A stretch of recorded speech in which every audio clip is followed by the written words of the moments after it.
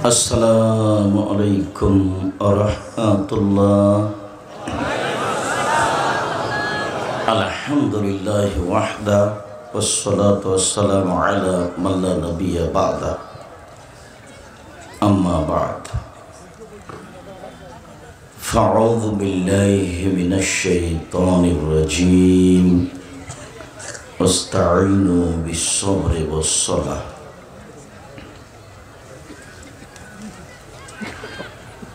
An Abi Hurairah radhiyallahu ta'ala anhu qala qala Rasulullah sallallahu alaihi wasallam as-salatu thalathatu athlasin at-tuhuru thulusun ar-ruku' thulusun was-sujudu thulus faman addaha bihaqqiha qabilat minhu wa qabila minhu sa'ira amalihi wa man ruddat alayhi sa'ira amalihi নাসাই বেসানাদিন সাহি। সম্মানিত দিনী ভাই বোন, প্রশংসা আল্লাহর জন্য, শান্তি অবতীর্ণ হোক আল্লাহ রাসূলের উপর সাল্লাল্লাহু আলাইহি ওয়াসাল্লাম। আজকের দিনী বৈঠকে সংক্ষিপ্ত সময়ে বক্তব্যের বিষয় সালাত। সালাত বলতে আমরা সালাতের বাস্তব বিবরণ দেওয়ার চেষ্টা করব ইনশাআল্লাহ। সাথে সাথে সালাতের আলোচনার পূর্বে আমাদের দিনী বন্ধের নিয়ে দুই একটা কথা আর আপনাদের নিয়ে আমরা বুঝতে পারছি যে আপনাদের ব্যবস্থার তুলনায় মানুষের উপস্থিতি অনেক বেশি। আপনাদের জন্য সেটা সামলানো সহজ হচ্ছে না, কঠিন হচ্ছে, এটাই আমরা বুঝতে পারছি। এরপরে আমরা আন্তরিকভাবে অনুরোধ জানাচ্ছি, আপনারা যারা দাঁড়িয়ে আছেন, জায়গা না থাকলে দাঁড়িয়ে থাকতে হবে, এ কথাই ঠিক। আমাদের পক্ষ থেকে আন্তরিকভাবে অনুরোধ থাকছে, আমরা যে কিছুক্ষণ কথা বলবো, আপনারা স্বস্থায়ী স্থানে সুন্দরভাবে ভদ্রতা বজায় রেখে বসে থাকুন, জায়গা না থাকলে দাঁড়িয়ে থাকুন। আমি অনেক কষ্ট করে আপনার জন্য এসেছি। আপনি এখন দোকানে বসে চা খাবেন বা কিছু কিনবেন, এটা আমার জন্য খুব কষ্টকর হবে।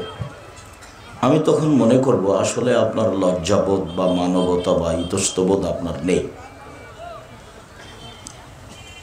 সাথে সাথে যারা দায়িত্ব পালন করছো তারা একটু চেষ্টা করো, বাহির পাশে যে বাচ্চাগুলি দৌড়াদৌড়ি করছে, এখন আপনাদের এইসব প্রোগ্রাম বাস্তবায়ন করার জন্য লোকজন আছে কি না।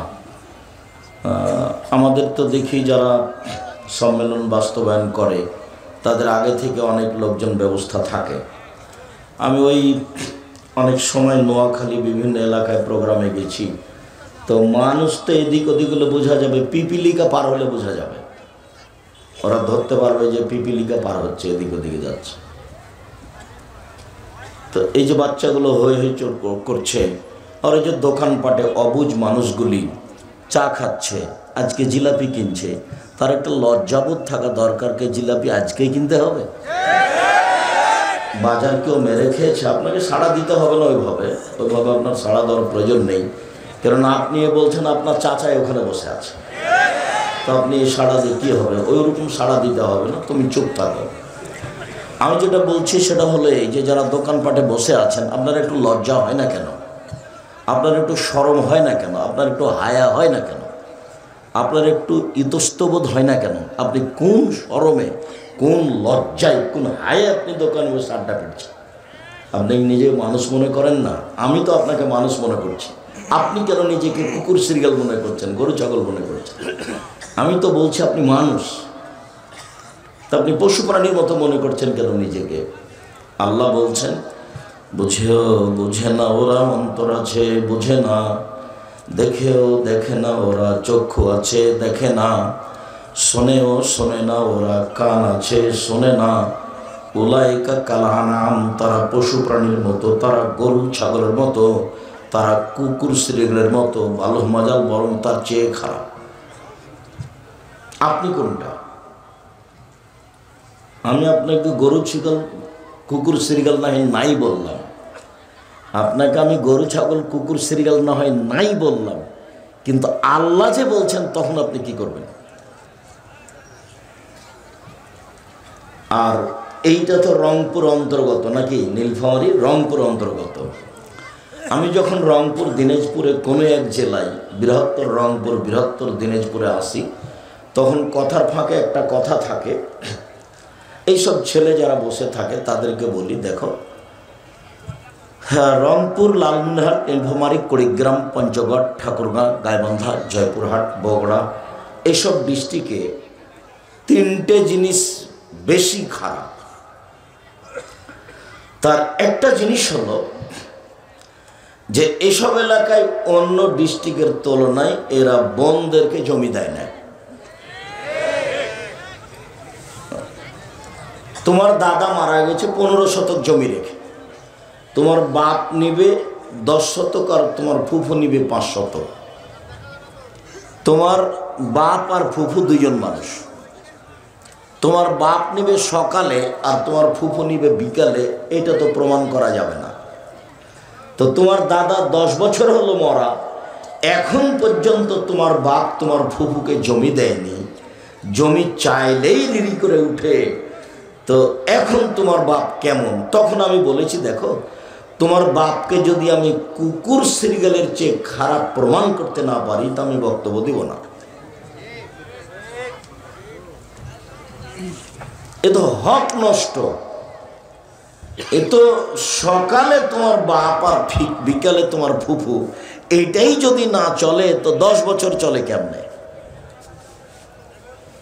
তাতে এই আয়াতটা পেশ করেছি।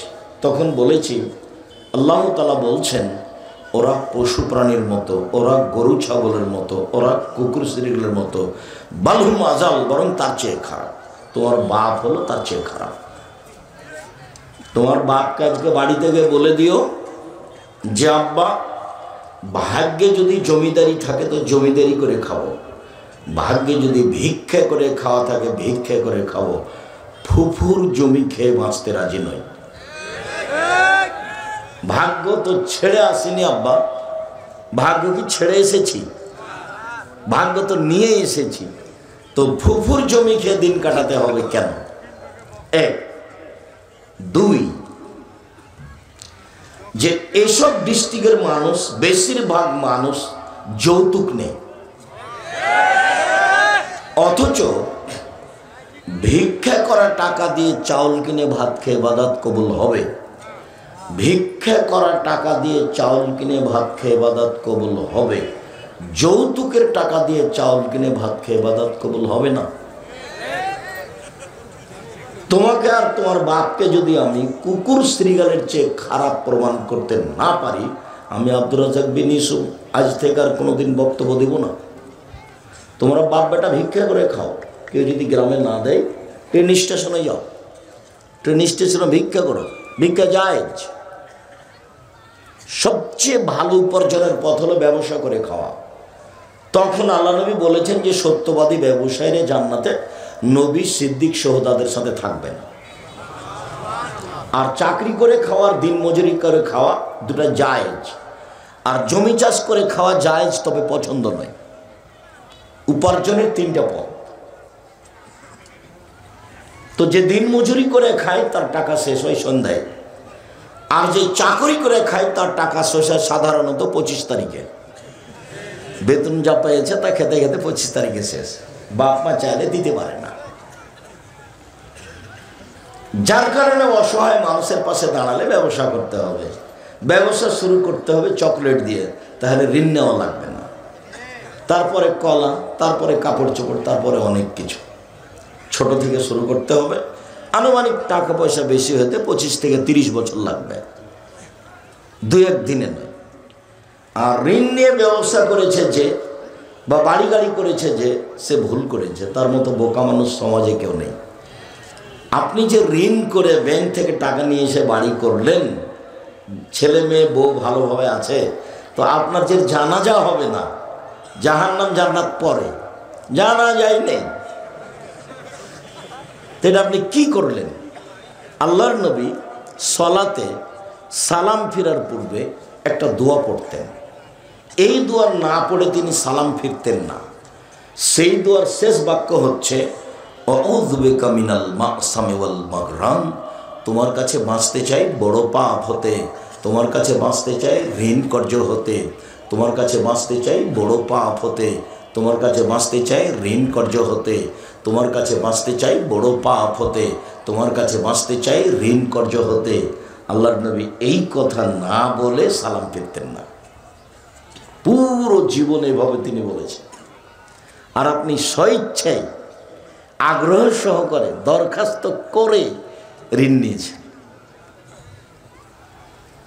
কি হলো এটা? আপনার কাছে কি বিদ্যা আছে? কে আপনাকে এটা শিখালো? আপনার তো জানাজাই হবে না।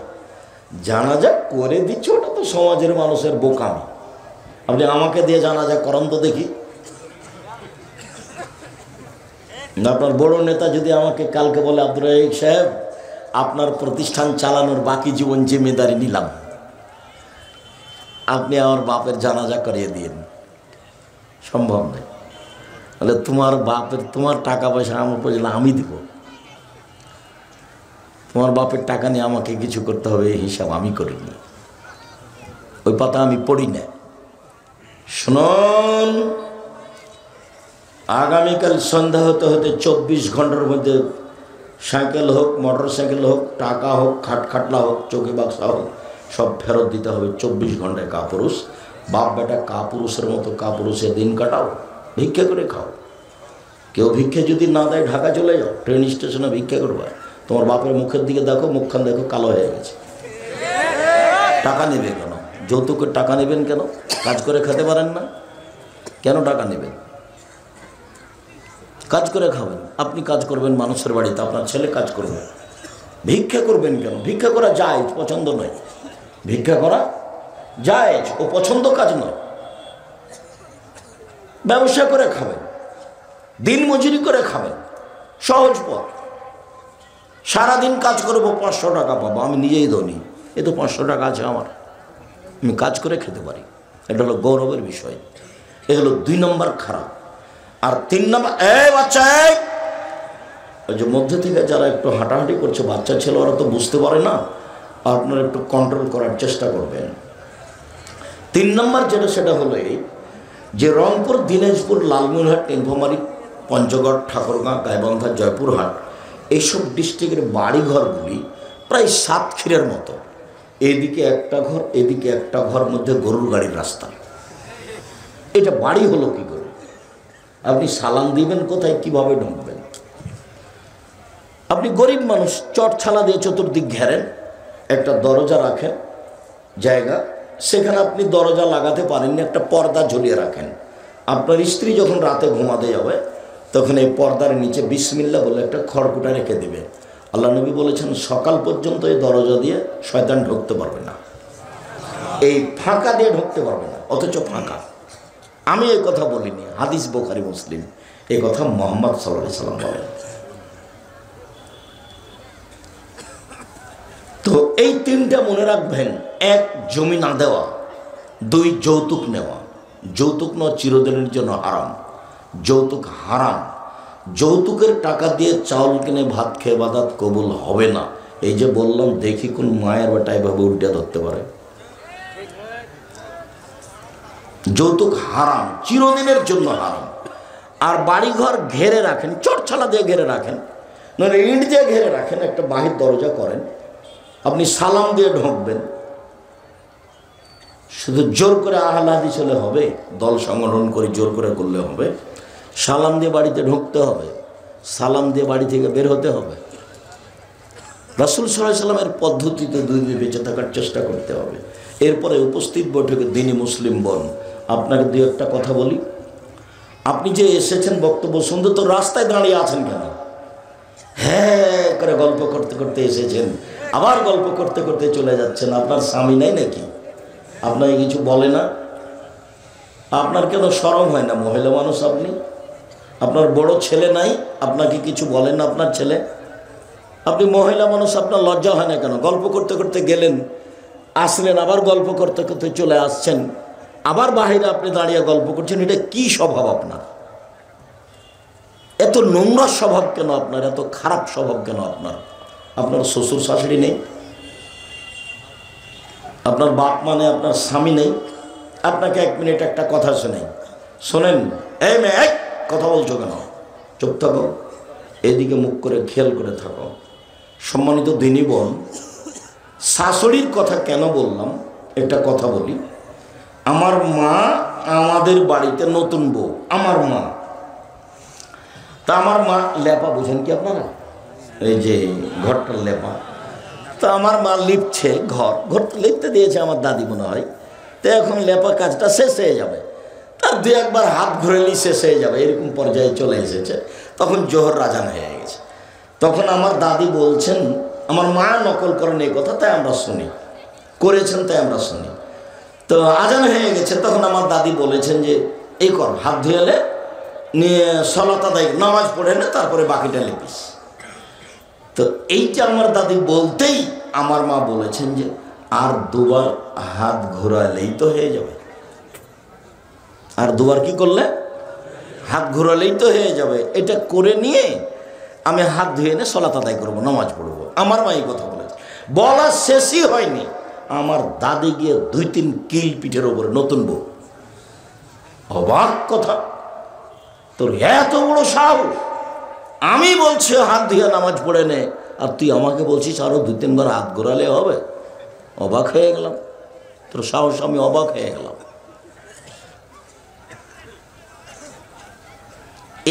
এইটা তো করেছে।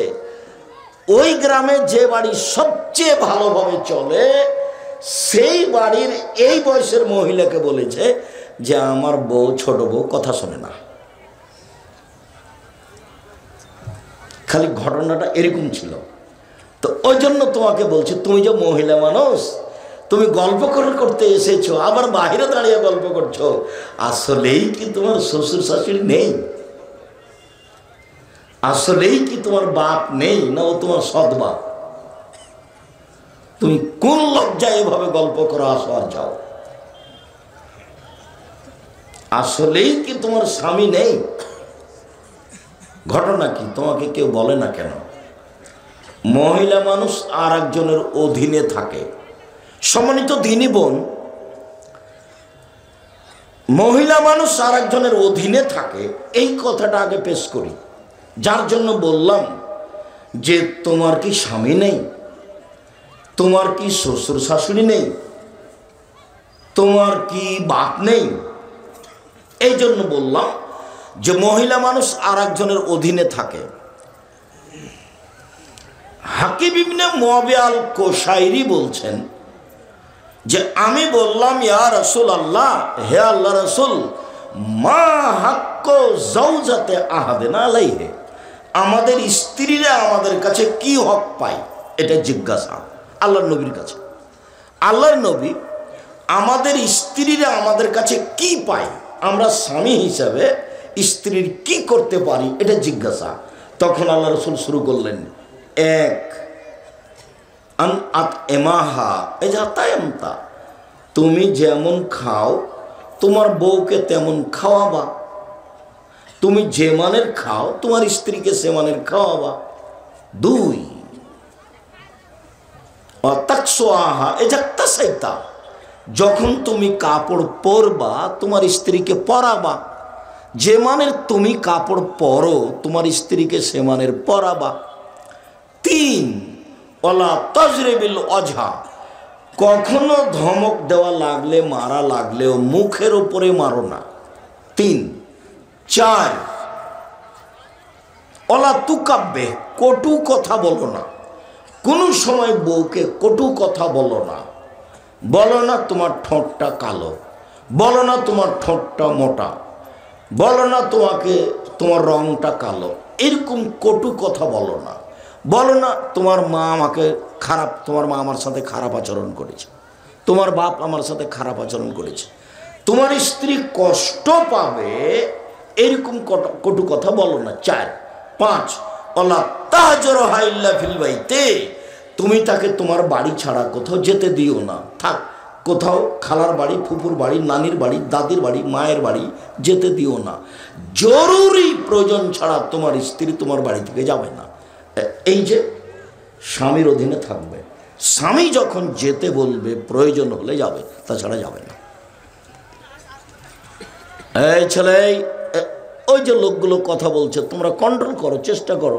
এখানে দাঁড়াও একজন, ওখানে দাঁড়াও একজন, পুরোটা কন্ট্রোল করার চেষ্টা করো। যে কথা বলছে, গল্প করছে, তার তো আর এগুলো প্রয়োজন নেই। সে তো এখন ব্যস্ত, হয়তো কোনো জিনিস কিনবে বা কারোর সাথে গল্প করছে, সেই জন্য ব্যস্ত। তোমরা একবারে মুখ বন্ধ করে পুরো পরিবেশটা এমনভাবে রাখবে, পাখি যেন মনে করে তুমি পাথর। রাসূল সাল্লাল্লাহু আলাইহি সাল্লাম সাহাবীগণকে বসতে বলতেন, সাহাবীগণ বসে এক খেয়ালে চেয়ে থাকতেন, তখন আল্লাহর নবী কথা বলতেন। আল্লাহ নবী একদা বলছেন যে, আবু হুরায়রা লব্বায়ক ওয়া সাদাইক ইয়া রাসূলুল্লাহ, আল্লাহ রাসূল আমি প্রস্তুত বলেন। বা মুআয ইবনে জাবাল, মুআয ইবনে জাবাল, জি আল্লাহর নবী আমি প্রস্তুত বলেন। মুআয ইবনে জাবাল, জি আল্লাহর নবী আমি প্রস্তুত বলেন। এইটার আগের বাক্যটা বলি, গাধাতে আগে আছেন আল্লাহর নবী আর পিছনে আছেন মুআয ইবনে জাবাল। মানে মোটর সাইকেলে চালাচ্ছেন যিনি, তিনি আগে আর আরেকজন পিছনে আছে। তো কত দূরে আছে? লেগে আছে। তো গাধা তো আরো ছোট ছোট প্রাণী। তো আল্লাহর নবী আগে আছেন আর মুআয ইবনে জাবাল পিছে আছেন। তো আল্লাহ রাসূল বলছেন মুআয ইবনে জাবাল, তখন মুআয ইবনে জাবাল বলছেন লব্বাইক ওয়া সাদাইক, প্রস্তুত বলেন। মুআয ইবনে জাবাল লব্বাইক ওয়া সাদাইক, জি প্রস্তুত, উপস্থিত বলেন। মুআয ইবনে জাবাল, জি প্রস্তুত, উপস্থিত বলেন। তো কথা না বলে তিনবার বলছেন কেন? তাকে প্রস্তুত করছেন। আল্লাহর নবী একটা কথা বলবেন সাহাবীকে, তাকে কি করছেন? প্রস্তুত করছেন। এখন বলছেন, বলতে পারো তুমি আল্লাহ আমাদের কাছে কি পান আর আমরা আল্লাহর কাছে কি পাই? পরস্পর পাওনা। আমারটা দিয়ে দিতে হবে আমাকে, আর ওনারটা তাকে দিয়ে দিতে হবে, এটা পরস্পর পাওনা। এটা কি বলতে পারো? তখন মুআয ইবনে জাবাল বলছেন, সেটা তো বলতে পারি না, আল্লাহ এবং আল্লাহ রাসূল ভালো জানেন কি যে তিনি পান আমাদের কাছে আর আমরাই যে কি পাই তার কাছে। তখন বলছেন, শোনো, তিনি আমাদের কাছে যেটা পান সেটা হলো শিরক করা হবে না। আমরা যদি শিরক না করি তাহলে তিনি যেটা পান সেটা কি করলাম? দিয়ে দিলাম, তার হকটা দিয়ে দিলাম।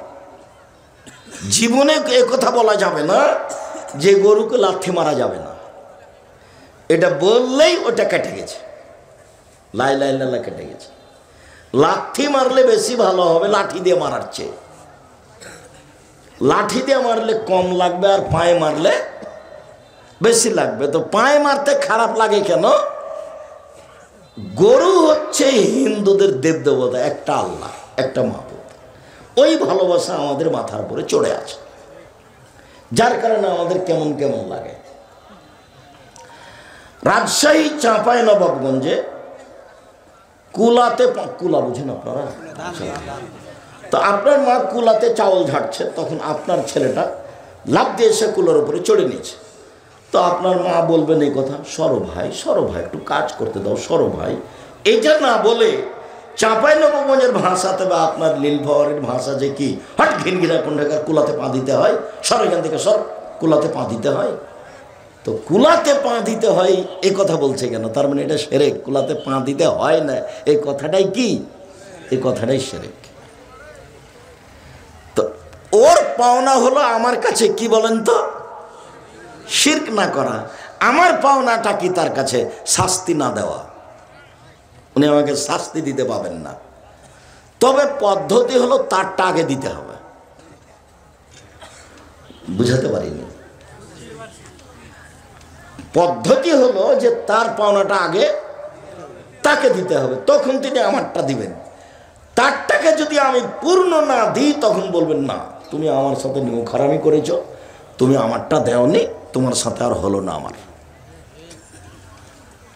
তার নাম হলো শিরক। এদেশের মাটিতে বিশেষ করে রংপুর নীলফামারীতে বেশি শিরক, কথায় কথায় শিরক, কাজে কাজে শিরক। এটা প্রায়ই চট্টগ্রামের মতো। বিভিন্ন সময়ে যেটা আমি আজ করেছি তাতে প্রায়ই চট্টগ্রামের মতো। চট্টগ্রাম, বরিশাল, ফরিদপুর মানে শিরক দিয়ে ঢাকা, পীর দিয়ে চলে। অথচ অনেক মানুষ আহলে হাদিস অধ্যুষিত এলাকা। দিনী বোন শোনেন, আপনি কিভাবে গল্প করলেন আর হ্যাঁ করে হাসতে হাসতে আসলেন আর গেলেন, চলে গেছেন। আমি তো এসেছি কষ্ট করে, আপনি চলে গেলেন কেন বাড়িতে? আমি তো বসেই আছি, আপনার জন্য তো আমি এসেছি, আপনি বাড়ি গেলেন কেন? এক স্বামী মানে স্ত্রীকে যে মানের খায় সে মানের খাওয়াবে, যে মানের পরে সে মানের পড়াবে। 2, 3 কটু কথা বলতে পাবে না, কটু কথা নেই। মারা তো বহু দূরের কথা। তালাক দিবেন কেন? মারবেন কেন? তালাক দিবেন কেন? খালি সামান্য কথাতেই তোকে তালাক দিলাম, তোকে 100 তালাক, তোকে 1000 তালাক দিয়ে এখনই চলে যাও।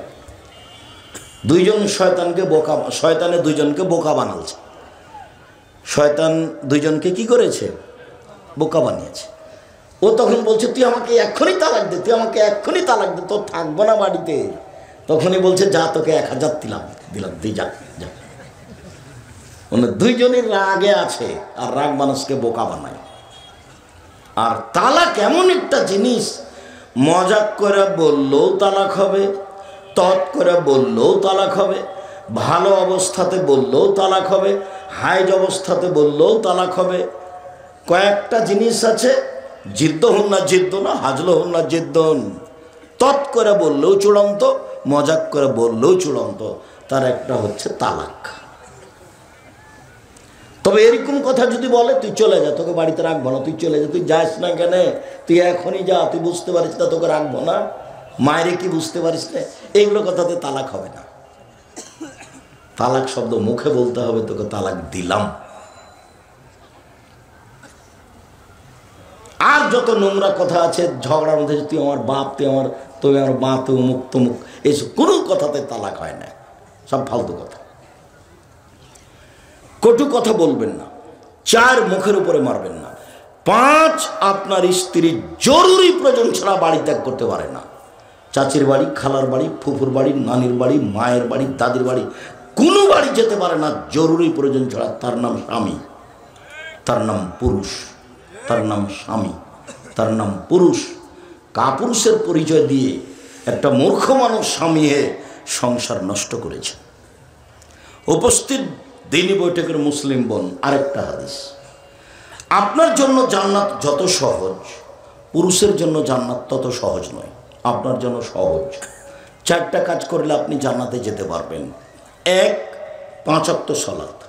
2, 3 স্বামীকে মেনে চলা। 4 জেনায় লিপ্ত না হওয়া। 3 স্বামীকে মেনে চলতে হবে, তিতা লাগলেও মিঠা লাগলেও। আব্দুর রাজ্জাক সাহেব, আপনি তো বলার কাজ বলে দিচ্ছেন, আপনি তো জানেন না আমার স্বামীর মুখ কত খারাপ। আমার স্বামীর মুখের ভাষা একেবারেই খারাপ, আমি তার মুখখানের দিকে তাকাতে পারি না, দেখতে ভালো লাগে না। ঠিক আছে, আপনার কথা ঠিক, আপনার স্বামী আপনাকে গালি দেয়, এই কথাই ঠিক। আমি আপনাকে বলছি, দেখেন, আমি আপনার দিনী ভাই, আপনার কাছে থেকে বলছি যে আপনি মেনে নেন, এর পরেও মেনে নেন, ভালো হবে। মাস মাস কথা বলছেন না। 1 গ্লাস পানির প্রয়োজন হলে বেটিকে বলেন, খালেদা তোর বাপকে পানি দিয়ে। একটু কিছুর প্রয়োজন হলে বৌমাকে বলেন যে খালেদা তোমার শ্বশুরকে এটা দিয়ে আসো। আর কেউ যখন না থাকে, নিরুপায় হয়ে যখন আপনাকে 1 গ্লাস পানি দেওয়া লাগে, তখন একটা পানি নিয়ে এসে এরপরে রেখে থ্যাকস করে রেখে চলে যান। এই সংসার চলবে না। আপনার জন্য আল্লাহ নবী অনেক খোলা অনুমতি দিয়েছেন, সহজ আপনার জন্য। আপনি সংসার করিয়েন না, কাজীর কাছে যান, না দাবি নামা লিখে খোলা তালাক একটা করে দেন। মোহর আপনি ফেরত নিতে, মোহর আপনি টাকা পয়সা আপনি ফেরত পাবেন না, কোনো কিছু যা কিছু দিয়েছেন মোহর আপনি পাবেন না। বাস কাজীর কাছে যে খোলা করে নেন, পথ খোলা আছে। স্বামী যতই ভালো হোক না কেন, স্ত্রী ইচ্ছা করলে স্বামীর কাছে খোলা তালাক নিতে পারে। সংসার করবো না আপনার সাথে আমি, সংসার আমি আপনার সাথে করব না। পথ আছে, আল্লাহর নবী পথ দিয়ে গেছেন, হাদিস বুখারী মুসলিমের। আপনি মাস মাস স্বামীর সাথে কথা না বলে কেমনে থাকেন, চলে কেমনে? কি আপনি আমাকে বুঝাতেন তাহাজ্জুদ পড়া? ওইসব তাহাজ্জুদ লাগবে না, ওইসব 5 ওয়াক্ত সালাত লাগবে না। আপনার স্বামীর মুখ খারাপ হোক, ব্যাঁকা হোক, গালি দেখ, যাই দেখ, আমি পরামর্শ দিচ্ছি আপনি মেনে নেন। যদি শেষ পর্যন্ত নাই হয় তাহলে আপনি এভাবে থাকিয়েন না। 24 ঘন্টার মধ্যে আপনি তার কাছে খোলা তালাক করে নেন। 30 দিন পরে অন্য জায়গাতে বিবাহ বসেন, আর না হলে ছেলেদের সাথে থাকেন, মেয়ের কাছে থাকেন, কোনো সমস্যা নেই। আপনি এভাবে সংসার করিয়েন না। 3 স্বামীকে মেনে চলেন। 4 জেনায় লিপ্ত যদি না হয়, ঘটেও যদি যায় তাকদির বশত, এখন আপনি কান্নাকাটি করেন, এটা আল্লাহর সাথে জড়িত পাপ, নিরাশার কিছু নেই। মরা পর্যন্ত আল্লাহকে বলতে থাকেন। মুসা আলাইহিস সালাম 1 থাপড় দিয়ে মানুষ মেরেছিলেন, বাকি জীবন আল্লাহর কাছে ক্ষমা চেয়েছে। আল্লাহ বলেছেন যে আমি মুসাকে কী করে দিয়েছি? ক্ষমা করে দিয়েছি। আপনি ক্ষমা চান। 4টা কাজ করেন, জান্নাতের সব দরজা খোলা। 1 5 ওয়াক্ত সালাত, 2 রমজান মাসে রোজা, 3 স্বামীকে মেনে চলা, 4 জেনায় লিপ্ত না হওয়া, জান্নাতের সব দরজা খোলা।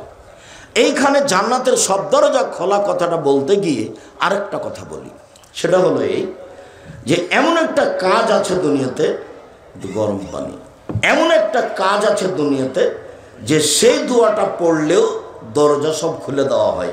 সেটা হলো ওযুর পরে যদি আপনি বলেন আশহাদু আল্লা ইলাহা ইল্লাল্লাহু ওয়াহদাহু লা শারীকা লাহু ওয়া আশহাদু আন্না মুহাম্মাদান আবদুহু ওয়া রাসূলুহু, তাহলে আপনার জন্য জান্নাতের সব দরজা খুলে দেওয়া হয়েছে।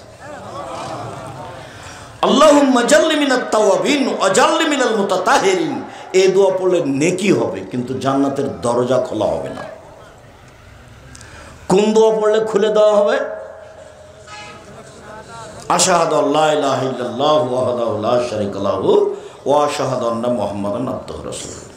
সম্মানিত দ্বীনী বোন, আপনি মনে করছেন যে আব্দুর রাজ্জাক সাহেব আমাদেরকে খুব কষ্ট দিলেন। না, কষ্ট দিনি আপনাকে। আপনার জন্য আমার আরো 2টি কথা। সংসারটা আপনার উপরে নির্ভর করে। মা হলে 4টা জিনিস লাগে, যেটা আমি 30 বছর থেকে বলছি। মা হলে 4টা জিনিস লাগে, যেটা জরুরি। মা মানে এই 4টা লাগবেই। জাবের রাদিয়াল্লাহু তাআলা আনহু, আল্লাহর নবী সবাই মিলে যুদ্ধ করে আসছেন, এখন মদিনায় ঢুকবেন। তা আল্লাহ রাসূল বলছেন এই সবাই এখানে থাকো, আমরা সকালে ঢুকব। তো জাবের বলছেন আল্লাহর নবী আমি নতুন বিবাহ করেছি, আমাকে বাড়ি যেতে দেন। তখন আল্লাহ রাসূল বললেন যে তুমি কুমারী মেয়ে বিবাহ করেছ না তালাক প্রাপ্তা মেয়ে বিবাহ করেছ? তো জাবের বললেন যে আমি তালাক প্রাপ্তা মেয়ে বিবাহ করেছি। তা আল্লাহ রাসূল বললেন তুমি এটা কেন করলে, কুমারী মেয়ে বিবাহ করলে না? তখন জাবের রাদিয়াল্লাহু আনহু বলছেন আল্লাহর নবী আমার আব্বা উহুদের যুদ্ধে শহীদ হয়েছেন, আমার 9 জন মেয়ে রেখে আমার 9 জন বোন আছে।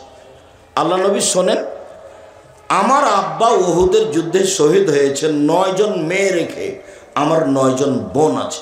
আক্রাহু আন আতাযাওয়াজা মিসলাহুন্না, আমার বোনদের সমবয়সের মেয়েকে আমি বিবাহ করা পছন্দ করিনি 4টা কারণে।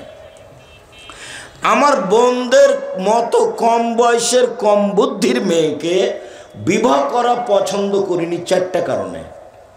আল্লাহর নবী 1 লিতুয়াল্লিমাহুন্না, আমি বেশি বয়সের বুদ্ধিমতী মেয়েকে সংসার সম্পর্কে বুঝে এরকম মেয়েকে বিবাহ করেছি 4টা কারণে।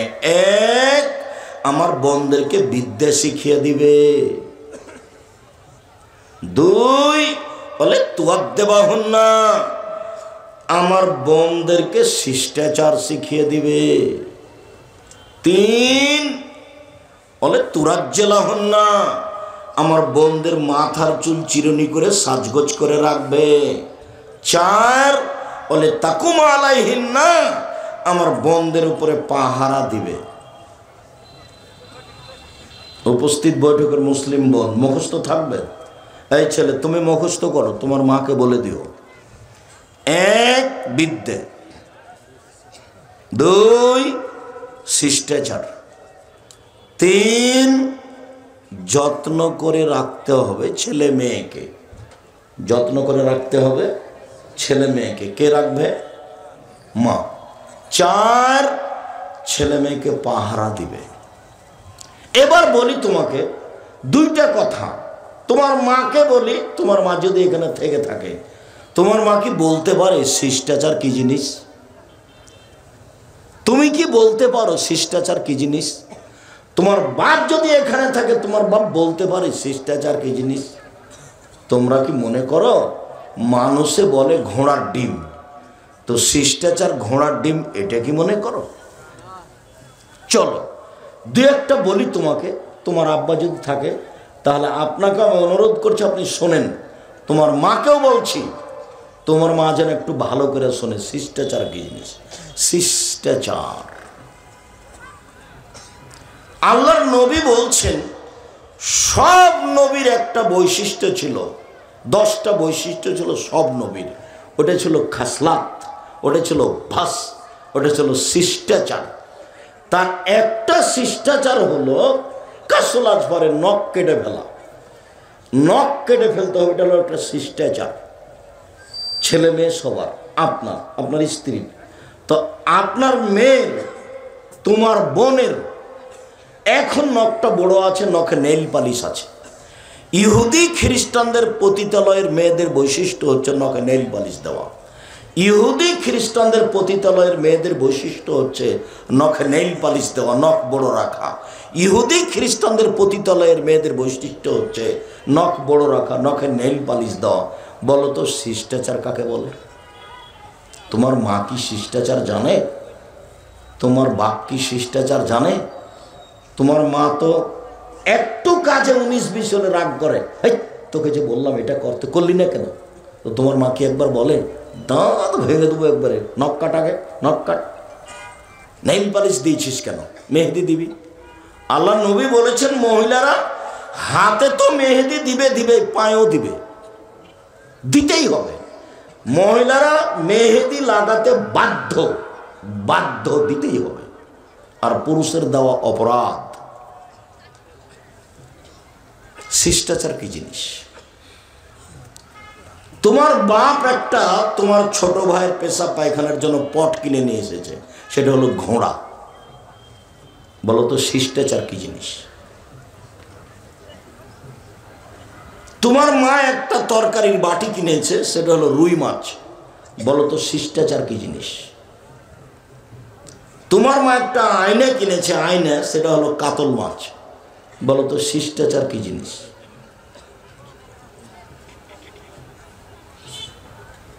শিষ্টাচার কি জিনিস? তোমার চোখের সামনে তোমার মা, তোমার মায়ের সামনে তোমার ছোট ভাই বাম হাতে গিলাস ধরে পানি খাচ্ছে। বলো শিষ্টাচার কি জিনিস? শিষ্টাচার কাকে বলে? ডান পায়ের জুতা আগে পরতে হবে, তার নাম শিষ্টাচার। বাম পায়ের জুতা খোলার সময় আগে খুলতে হবে, তার নাম শিষ্টাচার। মসজিদে ঢুকলে আগে ডান পা ঢোকাতে হবে, তার নাম শিষ্টাচার। পায়খানা, পেশাব পায়খানা গেলে দোয়া পড়ে ঢুকতে হবে, তার নাম শিষ্টাচার। বের হওয়ার সময় দোয়া পড়ে বের হতে হবে, তার নাম শিষ্টাচার। ডান কাতে শুতে হবে দোয়া পড়ে, তার নাম শিষ্টাচার। উঠার সময় এই দোয়া পড়তে হবে, তার নাম শিষ্টাচার। সন্ধ্যার সময় বাচ্চাকে ছাদের উপরে নিয়ে যাওয়া হবে না, তার নাম শিষ্টাচার। উঠানে আগিনাকে দুধের বাচ্চাকে নিয়ে যাওয়া হবে না, নইলে শয়তান ধরবে। রাতে বাচ্চা কান্নাকাটি করবে, চিল্লাচিল্লি করবে, তার নাম শিষ্টাচার। দরজা বন্ধ করার সময় তো তোমার মা বিসমিল্লাহ বলবে, তার নাম শিষ্টাচার। লাইটটা যখন অফ করবে তখন তোমার মা বিসমিল্লাহ বলবে, তার নাম শিষ্টাচার।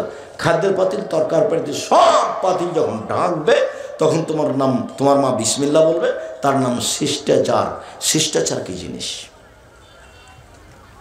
শিষ্টাচার কাকে বলে? তোমার বাপ মা কি শিষ্টাচার বুঝে? 14 বার মাস্টার ডিগ্রি পাস করলেও শিষ্টাচার ভিন্ন জিনিস। যে ধর্মে এক গিলাস পানি পান করলে 5টা শিষ্টাচার লাগে, সেই ধর্ম পীর দিয়ে চলে? তোমার বাপকে জিজ্ঞাসা করো, আব্বা আপনি যে হেডমাস্টার, আপনি যে আপনার অধীনে যে এই যে স্কুলে আপনার শহীদ মিনার তৈরি করেছেন, আব্বা এটা দিয়ে যারা মারা গেছে ওদের কি হতে পারে? দেখি তোমার আব্বা কি বলে। বলেন তাব্বাইটা দিয়ে কি হতে পারে? বলছে যে কবরে ফুল চাপিয়ে কবরকে সিক্ত করলো, আর চাঁপাইনবাবগঞ্জের ভাষাতে কবরে ওকে ময়ের লেথড়ি একাকার করে দিল, সেটা আর কেউ বুঝে না। বলছে উপর থেকে করলো, সিক্ত করলো, মানে 14 গোষ্ঠী সব মূর্খ, আন্ধা পড়াতায়। 71 সাল থেকে নিয়ে এখন পর্যন্ত এসে কোনো শিক্ষিত মানুষ শিক্ষামন্ত্রী হয়েছে আমার জানা নাই। আমি ঠাকুরের কি নিন্দা করলাম যে সিলেটে যে 5,000 কোটি টাকার মামলা হলো, আমি ঠাকুরের মান সম্মানের হানি করেছি। অবাক কথা, ঠাকুর বলছে ও কালিমা তোমার আকাশ, ও কালিমা তোমার বাতাস। তখন আমি বলেছি তোর বাপের আকাশ। আমি তো আর কালিমার আকাশ এটা মেনে নিতে পারি না। সবাই দেশবাসী মেনে নিতে পারে? সারা পুরো বাংলাদেশে একজন মহিলা পুরুষ যদি কেউ না থাকে, আমি আব্দুর রাজ্জাক বিন ইউসুফ আছি। এই স্লোগান ঠাকুরের আমি মানি না। ঠাকুর যতবার বলেছে ও কালিমা তোমার আকাশ, ওমা তোমার আকাশ তোমার বাতাস, ততবার ঠাকুর বলছে ও কালিমা তোমার আকাশ, ও কালিমা তোমার বাতাস। এটা আমি মেনে নিতে পারি না, এটা অসম্ভব হতে পারে না।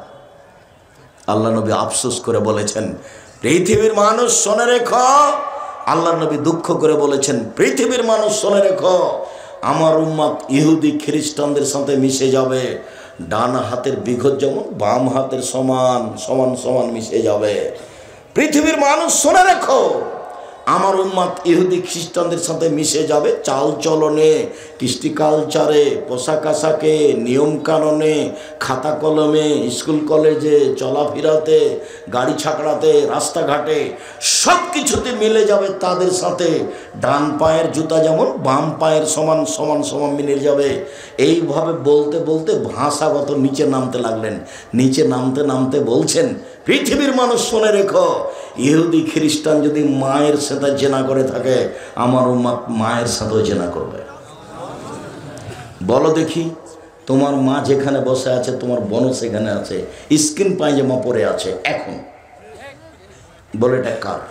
তুমি এখন মাথা থেকে কাপড় সরাও, তোমার মাথার চুল ওপরে আছে, নিচের দিক চাঁচা আছে, বলো এটা কার? তোমার গায়ে একটা গেঞ্জি আছে, পিছনে 10 লেখা আছে, বিশাল 10, যাকে দেখতে দেখতে না আমার শেষ হয়ে গেছে। কার্টন আছে, বলো দেখি এটা কি?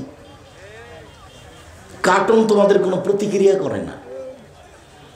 তোমার বাপ তোমার ছোট বোনের জন্য পুতুল কিনে নিয়ে এসে ঘর ভর্তি করে রেখেছে। তোমার বাপকে আর তোমার মাকে আমি আব্দুর রাজ্জাক বিন ইউসুফ যদি মূর্খ প্রমাণ করতে না পারি, জাতির সামনে বক্তব্য দেব না। তোমার বাপকে আজকেই সিদ্ধান্ত পরিবর্তন করতে হবে। বুকে হাত বেঁধে আহলে হাদিস হওয়া যায় না। 24 ঘন্টার মধ্যে যৌতুক ফেরত দিতে হবে, তার নাম আহলে হাদিস। সন্ধ্যা হতে হতে বন কেটে জমি ভাগ করে দিতে হবে, তার নাম আহলে হাদিস। বাড়িতে যত ছবি মূর্তি আছে, সেটা আয়না হোক, সেটা পুতুল হোক, সেটা স্বর্ণের হোক, যদি যত বেশি দামি হবে, তত একবারে মনটা মেজাজটা খারাপ করে ভাঙতে হবে, তার নাম আহলে হাদিস। অ্যালবামে ছত্তি মূর্তি তোমার দাদির আছে, তোমার বাপ অশিক্ষিত মানুষ, তোমার দাদির ছবি সুন্দর করে সাজিয়েছে, তোমার বাপ কুশিক্ষিত মানুষ। তোমার বাপের উচিত ছিল দাদিকে কবর দিয়ে এসে পাসপোর্ট সাইজের তোমার দাদির যে ছবিটা ছিল ওটাকে ছিঁড়ে ফেলে দিয়ে, সবাই যখন চলে গেছে তখন কবরের পাশে গিয়ে হাত তুলে বলতো তোমার আব্বা, আব্বা আল্লাহ আমার মাকে ক্ষমা করে দাও। আমার মা মানুষ, কোনো দোষ ত্রুটি থাকতেই পারে, ভুল ত্রুটি থাকতেই পারে, আমি তার ছেলে হিসাবে বলছি আল্লাহ তুমি আমার মাকে ক্ষমা করো। কিছুই যদি তোমার বাপ না জানে, এই কথাটাই যদি অন্তর থেকে মন খুলে কাঁদতে কাঁদতে বলে, আল্লাহ মাফ করবেন ইনশাআল্লাহ। আর একটা পথ আছে তোমার আব্বার জন্য, সেটা হলো তোমার আব্বা যেটুক পারবে সেটুকু দান করবে। একটা লোক বলছে আল্লাহ নবীকে, আল্লাহ নবী আমার আব্বা মারা গেছেন, টাকা পয়সা রেখে গেছেন, তিনি কোনো উপদেশ দিয়ে যাননি, আমি যদি আমার আব্বার নামে দান করি, হালি কফের আনহ সেয়াত, তাহলে এ দান কি আমার বাপের পাপকে মিটিয়ে দিবে? তাহলে না। হ্যাঁ, হাদিস তো বুখারী মুসলিম। ছেলেটা এসে বলেনি যে আমার আব্বার ছোট পাপ বড় পাপ এ কথা বলেননি, বলেছেন যে আমার আব্বার পাপ কি মিটবে আমি যদি দান করি? তখন আল্লাহ রসুল বলেন হ্যাঁ। তার মানে দান করলে তোমার আব্বার, তোমার দাদির, তোমার আব্বা যদি দান করে তাহলে তোমার দাদির বড় পাপও মিটে যাবে, ছোট পাপও মিটে যাবে। তাহলে তোমার দাদির জন্য তোমার হুঁশিয়ার বাপের দুইটা কাজ কি বলতো? এক, মুখে দোয়া, দুই, দান। এছাড়া তৃতীয় কোনো পথ নাই যে পথে তোমার আব্বা তোমার দাদির উপকার করতে পারে। বলো তোমার আব্বা তোমার দাদির ছবিকে সুন্দর করে সাজিয়ে কি দেখাতে চাইছে, কি বুঝাতে চাই? তোমার আব্বা তোমার দাদিকে শ্রদ্ধা দেখাতে চাই? ভালো হিসাব তোবা করে আসতে হবে তোমার বাপকে এই পথ থেকে। এইটা দিয়ে তোমার দাদির সম্মান করা হয়নি, তোমার দাদিকে অপমান করা হয়েছে। কোন সাহসে তোমার বাপ তোমার দাদির ছবি ভাবে সাজিয়ে বাড়িতে ঝুলিয়ে রাখলো? তোমার বাপ শিক্ষিত মানুষ নয়। তোমার আব্বাকে আমি কষ্ট দিতে আসিনি, তোমার আব্বাকে আমি নগদ কথা বলতে এসেছি। চলেন এবার সলাতে চলে যাই, দ্রুত শেষ করব ইনশাল্লাহ। এক খেয়ালে চেয়ে থাকবেন, 19 বিষয় নেই যেন।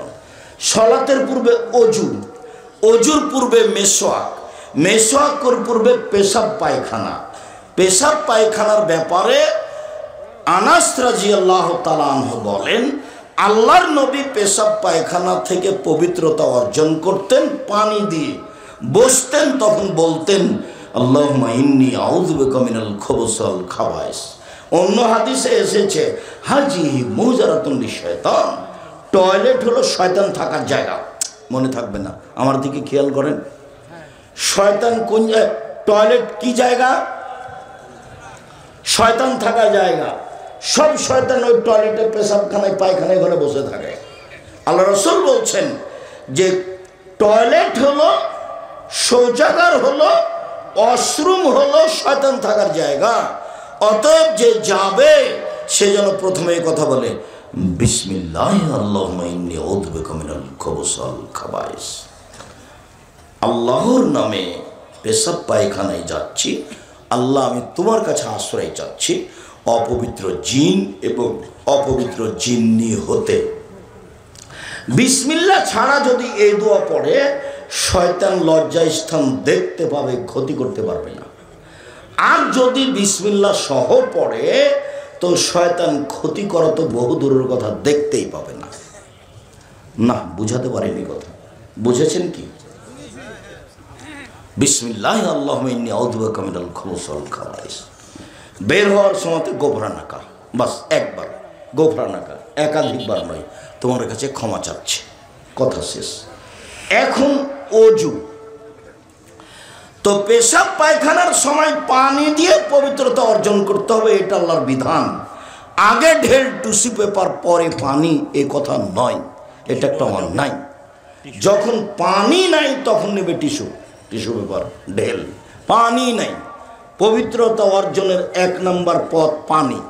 পানি দিয়ে পবিত্রতা অর্জন করে হাতে যা কিছু পায়খানা পেশাব লেগেছে আল্লাহর নবী মাটিতে মেজে নিয়ে হাত ধুয়ে নিতেন, এটা হলো সুন্নাহ। আগে ঢেল টিস্যু পেপার পরে পানি, এইটা বিধান নয়। এরপরে আবার ঢেল নিয়ে 40 কদম হাঁটা, পায়ের উপরে পা উঠানো, খক খক করে কাশা, এইটা ভদ্রতা নয়, বরং এটা নোংরামি আচরণ। সাহাবীগণ এরকম কোনো কাজ করেননি। 1 মিনিট, এই ছেলে খেয়াল করো, যদি 40 কদম হাঁটতেই হয় তোমাকে, পায়ের উপরে পা উঠাতেই হয়, তাহলে তোমার মাকে উঠাতে হবে না? তোমার বাপ একাই পবিত্রতা অর্জন করে জান্নাতে যেতে চাই, তোমার মাও এরকম 40 কদম হাঁটবে, পায়ের উপরে পা উঠাবে? বোঝা যাচ্ছে যে ধর্ম এরকম নয়, অসম্ভব, ধর্ম এরকম হতে পারে না। আল্লাহর নবী বলছেন যে পেশাব পায়খানা শেষে তুমি হাত মাটিতে মেজে উঠে যাও, পানি দিয়ে পবিত্রতা অর্জন করো। তোমার যদি কোনো সন্দেহ হয় কোনো জায়গাতে কাপড় চোপড়ে কিছু লাগলো না কি, তখন সহিহ হাদিসে এসেছে অজু শেষে হাতে এরকম একটা পানি নিয়ে লজ্জা স্থান সামনাসামনি এভাবে একটু পানিতে ছিটিয়ে দিবেন। কথা বুঝতে পারেননি মনে হয়? কথা কি আপনারা বুঝতে পেরেছেন? বাস সুন্নাত শেষ। এইবার পেশাব পায়খানা থেকে ঘুরে এসে সুন্দর করে অজুটার একটা হাদিস বুঝাই। রাসূল সাল্লাল্লাহু আলাইহি সাল্লাম বলছেন, আল্লাহ আদুল্লুকুম মায়মুল্লাহ বিল খাতায় অর্ফাবে দারাজাত, সঙ্গী সাথী আমি কি তোমাদের এমন একটা কথা বলে দিব না যাতে পাপ মিটে যাবে, মান বেড়ে যাবে, যাতে পাপ মিটে যাবে, মান বেড়ে যাবে। সঙ্গী সাথী আমি কি তোমাদের এমন একটা কথা বলে দিব না যাতে পাপ মিটে যাবে, মান বেড়ে যাবে? হ্যাঁ বলেন, সেটা কি? তখন আল্লাহ রাসূল বললেন, এক, সুন্দর করে ওযু করলে পাপ মিটে যাবে, মান বেড়ে যাবে।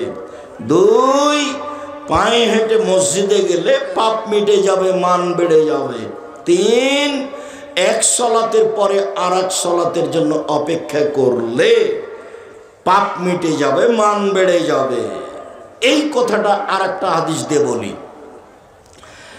একদা আল্লাহর নবীকে আল্লাহ বলছেন মোহাম্মদ, আল্লাহ আমাদের নবীকে মোহাম্মদ বলে ডাকতেন, আর জিবরাইল আমাদের নবীকে মোহাম্মদ বলে ডাকতেন।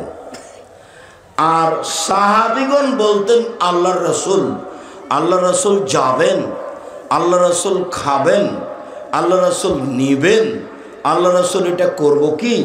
সাহাবীগণ কি বলে ডাকতেন নবীকে? আল্লাহর রাসূল। আর এখন সবাই বলছে যে হুজুরে পাক সাল্লাল্লাহু আলাইহি সাল্লাম, হুজুরে পাক। এগুলো শব্দ ব্যবহার করা যাবে না, সবকে বলতে হবে আল্লাহ রাসূল বলেছেন, রাসূল সাল্লাল্লাহু আলাইহি সাল্লাম বলেছেন, আল্লাহ রাসূল এই কথা বলেছেন সাল্লাল্লাহু আলাইহি সাল্লাম। তো আল্লাহ বলছেন মোহাম্মদ হাল তাদরি ফিমা ইয়াখতাসিমুল মালাউল আলা, বলতে পারো মোহাম্মদ উপরে কি নিয়ে হইচই হচ্ছে? আর নাম, জি আমি বলতে পারি। ফিল কাফারাত, কিসে পাপ মিটে যাবে সেইটা নিয়ে হইচই হচ্ছে। ওরা বলা বলি করছে আদম সন্তান এই করলে পাপ মিটে যাবে।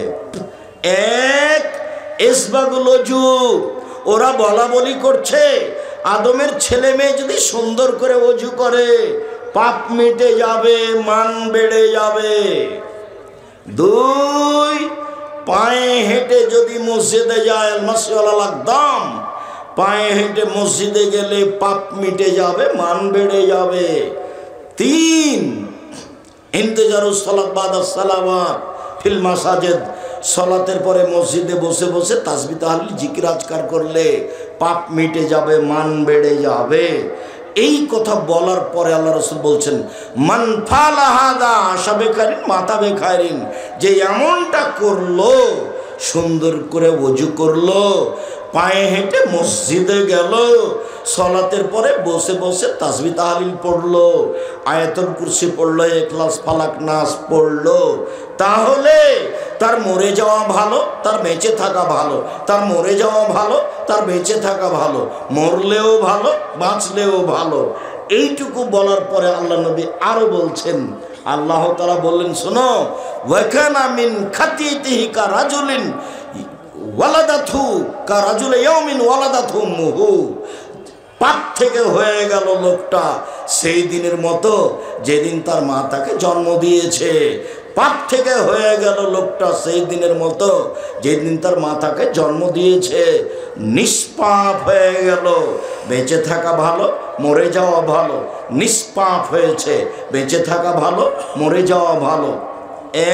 এক, সুন্দর করে ওযু, মানে একটা অঙ্গ 5-7 বার যদি পানি লাগে সম্পূর্ণ ধুইতে, একবার ধোয়ার পরে আবার পানি দিয়ে যখন ধুইবেন তখন হলো দ্বিতীয়বার ধোয়া, আবার পানি দিয়ে যখন ধুইবেন তখন হলো তৃতীয়বার ধোয়া। এর নাম ইসবাগুল ওযু, সুন্দর ওযু। সুন্দর করে ওযু করলো, পায়ে হেঁটে মসজিদে গেল, আর সালাতের পরে জিকির আজকার করলো, তাহলে তার সব পাপ মিটে গেল, তার মরে যাওয়া ভালো, তার বেঁচে থাকা ভালো হয়ে গেল সেই দিনের মতো যেদিন তার মা তাকে জন্ম দিয়েছে। নিষ্পাপ হয়ে গেল। অন্য হাদিসে বলেছেন আল্লাহর নবী, আল উযু ইউকাফিরু মা কানা কাবলাহু ওয়া সালাতু নাফিলা, ওযু তার অতীতের সব পাপকে মিটিয়ে দিয়েছে। তো এখন যে জোহরের জন্য ওযু করেছে, তো ওই সালাতটা কি হবে? এই সালাতটা এখন তার মান বেড়ে যাবে, এই সালাত দিয়ে তার মান বেড়ে যাবে। অজুতেই যে তার পাপ মিটে গেছে, তো এখন যে সালাত আদায় করবে, তো এটা দিয়ে কি হবে? এটা দিয়ে তার কি হবে? মান বেড়ে যাবে।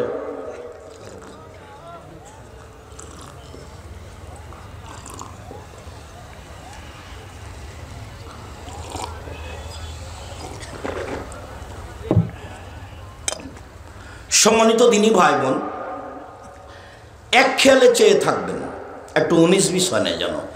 অজু শেষ হয়েছে, আল্লাহু আকবার,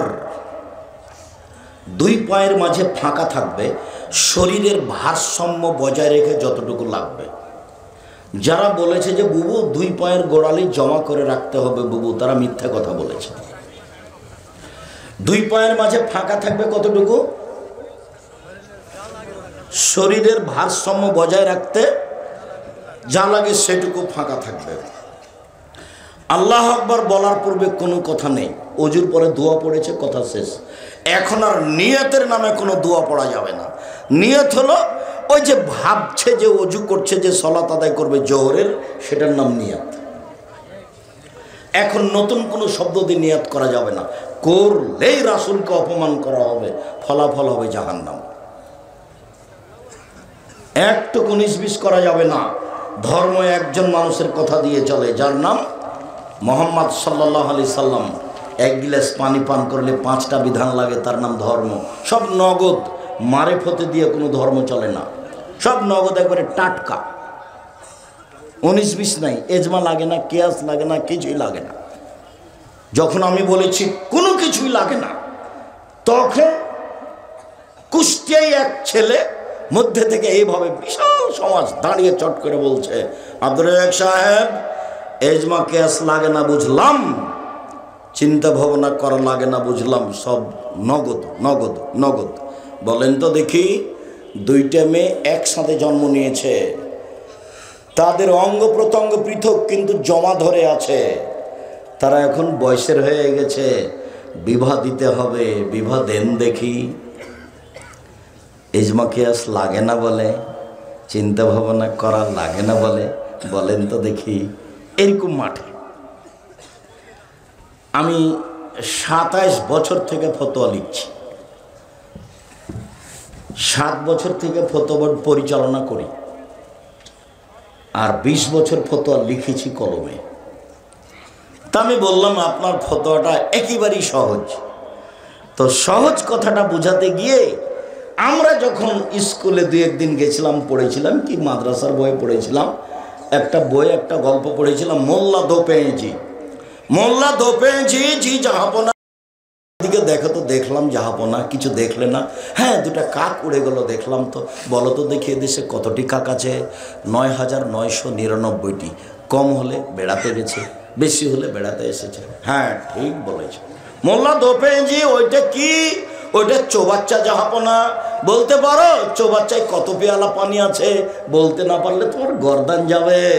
তা যাক জাহাপনা। তবে প্রশ্ন একদম সহজ, যদি পেয়ালা চৌবাচ্চার সমান হয় 1 পেয়ালা, যদি পেয়ালা অর্ধেক হয় তাহলে 2 পেয়ালা, যদি 4 ভাগের 1 ভাগ 4 পেয়ালা, যদি 8 ভাগের 8 ভাগ 1 ভাগ হয় 8 পেয়ালা, যদি 16 ভাগের 1 ভাগ হয় 16 পেয়ালা। আরে থামো থামো থামো থামো, খুব খুশি হয়েছে তোমাকে আজকে মোরগ ও মুসাল্লাম খাওয়াই, খুব খুশি।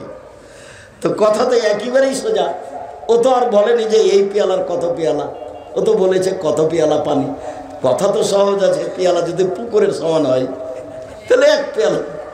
তো কথা তো ঠিকই আছে। আমি এটা আগে শোনালাম, শোনেন। আল্লাহ তাআলা বলছেন, লা ইউকাল্লিফুল্লাহু নাফসান ইল্লা উসআহা। যে মা বিধান মানুষ চালাতে পারবে না, বহন করতে পারবে না, সে বিধান আল্লাহ মানুষের উপরে দেননি। ডাক্তারের কাছে আশ্রয় নিতে হবে, ডাক্তার যদি পৃথক করতে পারে করবে, নইলে একজনের সাথে বিবাহ দিতে হবে, এইটাই বিধান। এবার তুমি বলো মেয়েকে আর বিবাহ করতে চাচ্ছে কে? ও তো কাল্পনিক বলেছে। নগদ শরীয়ত, মারিফতি দিয়ে চলে না, একবারে নগদ।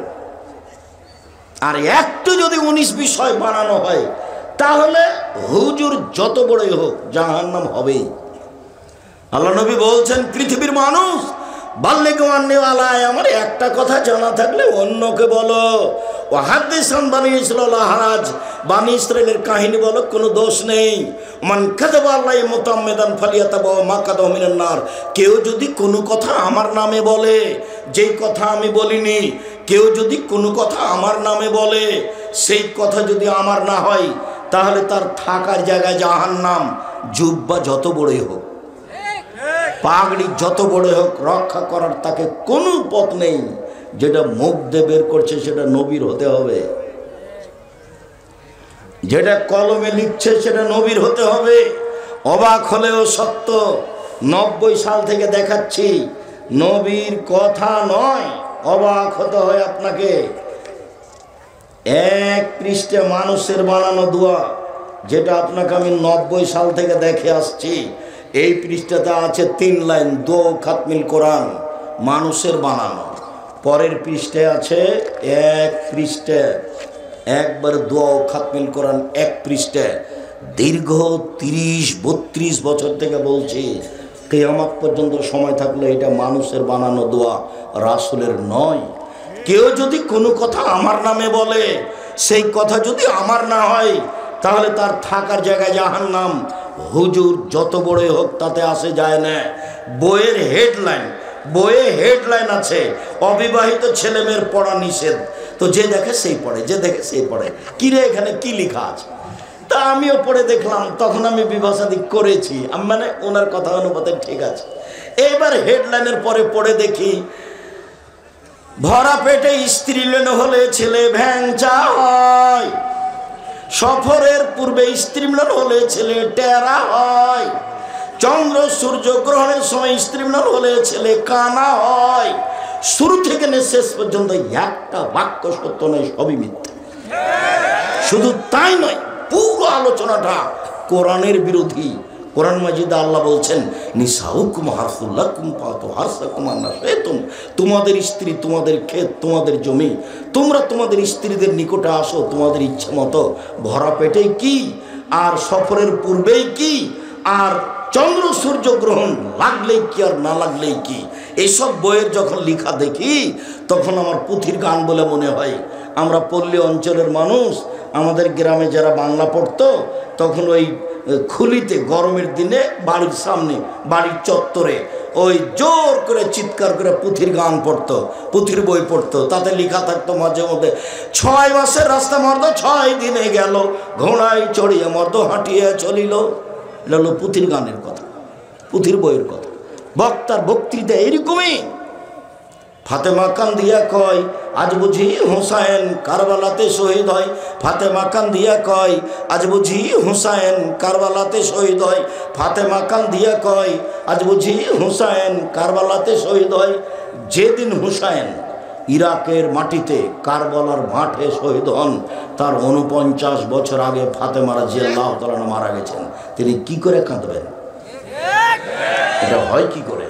ওইটা যেমন এই হুজুরের বক্তব্য, তেমন কোরআন মাজিদের গায়ে মিথ্যা কথা লিখে দেওয়া আছে দোয়াতে।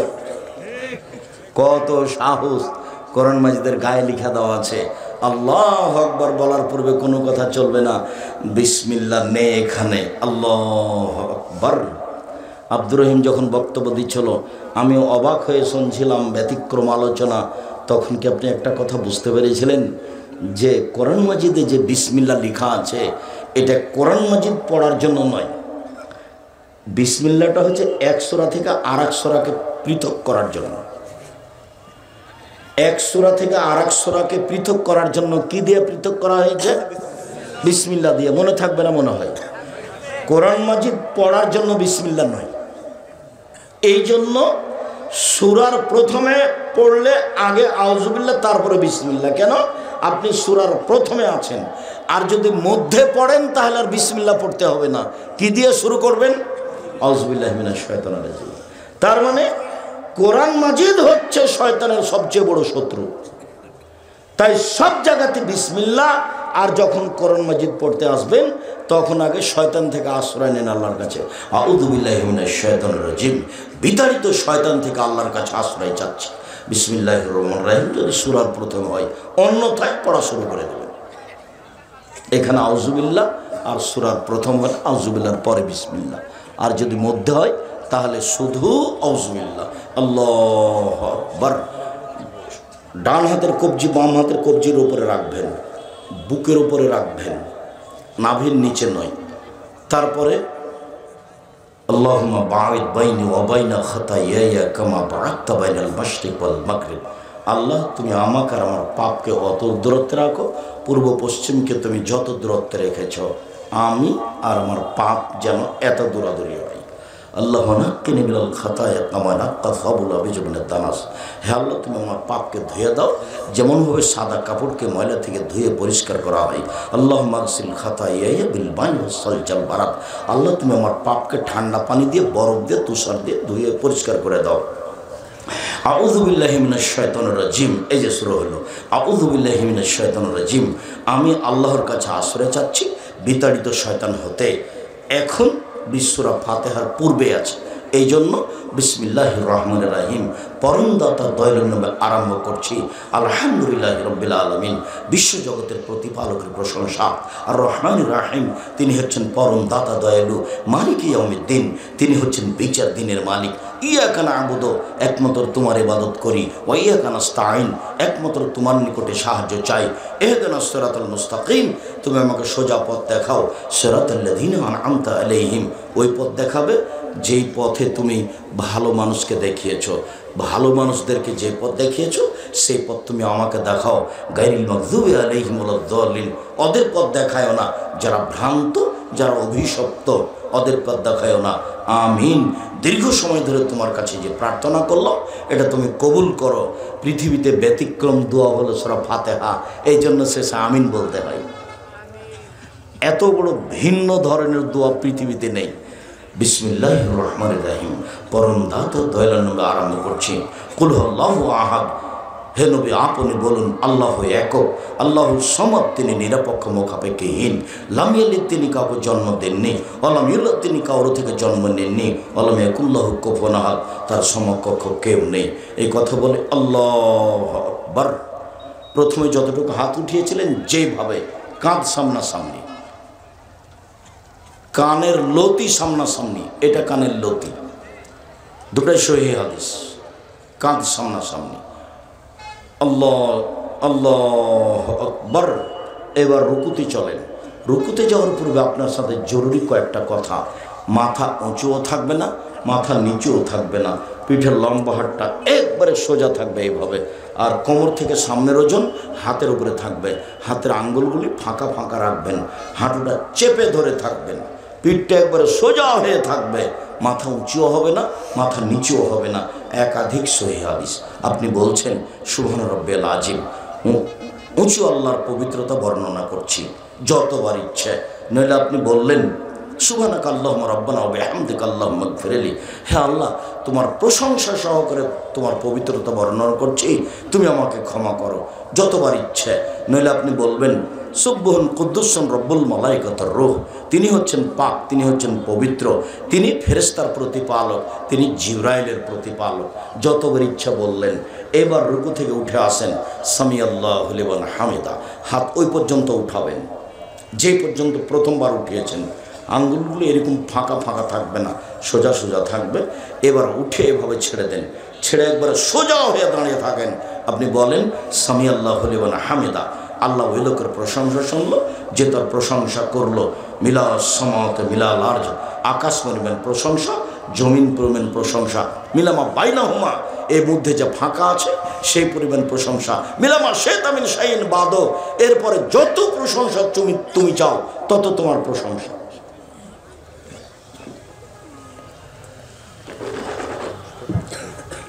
সম্মানিত দিনী ভাই বোন, এরপরে চলেন যাই সিজদায়।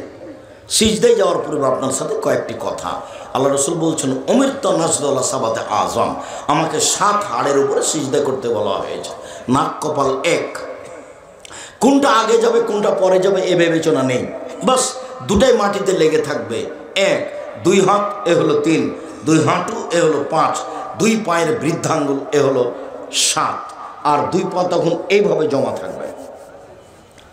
যারা বলেছে সলাতের সময় বৃদ্ধাঙ্গুল নড়ানো যাবে না, অন্যায় করেছে। এইভাবে দুই পা মিলে থাকবে, আপনি সিজদায় থাকবেন। এই সময় হাত উঠে আপনি শরীর চুলকাতে পাবেন না, পা উঠে আপনি পা চুলকাতে পাবেন না। এই ছেলে, কয়েক মিনিট থামো, তুমি বিরক্ত হচ্ছ কেন? আমি তো শেষে চলে এসেছি, কয়েক মিনিট তুমি পরিবেশ নষ্ট করো না। এরপরে আপনি বললেন, এখানে আর একটা কথা, হাত জড়িয়ে নিতে আমাকে নিষেধ করা হয়েছে। কোনো সময়তেই পায়জামা যদি জড়াতে হয় কোমরে, নিচে নয়। হাত কোনো সময় জড়িয়ে রাখবেন না, খুলে দিবেন।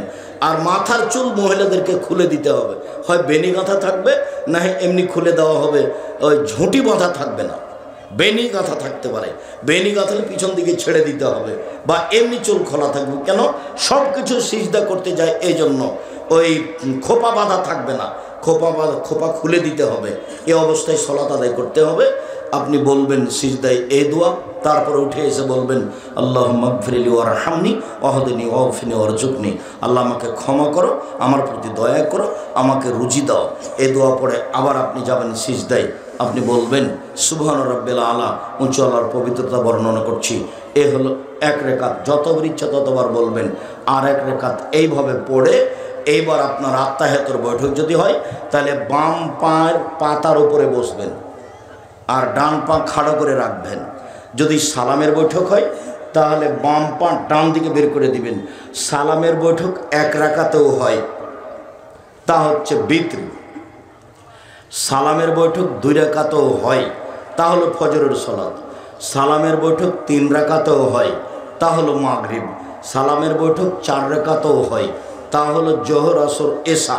যদি সালামের বৈঠক হয়, পাটা ডান দিকে বের করে দিবেন, পিছন নিতম্ব মাটির উপরে রেখে দিবেন, দিয়ে আপনি বাম হাতের আঙ্গুলগুলি জমা জমা রাখবেন, আর ডান হাতের আঙ্গুল 2টা এভাবে জমা করবেন।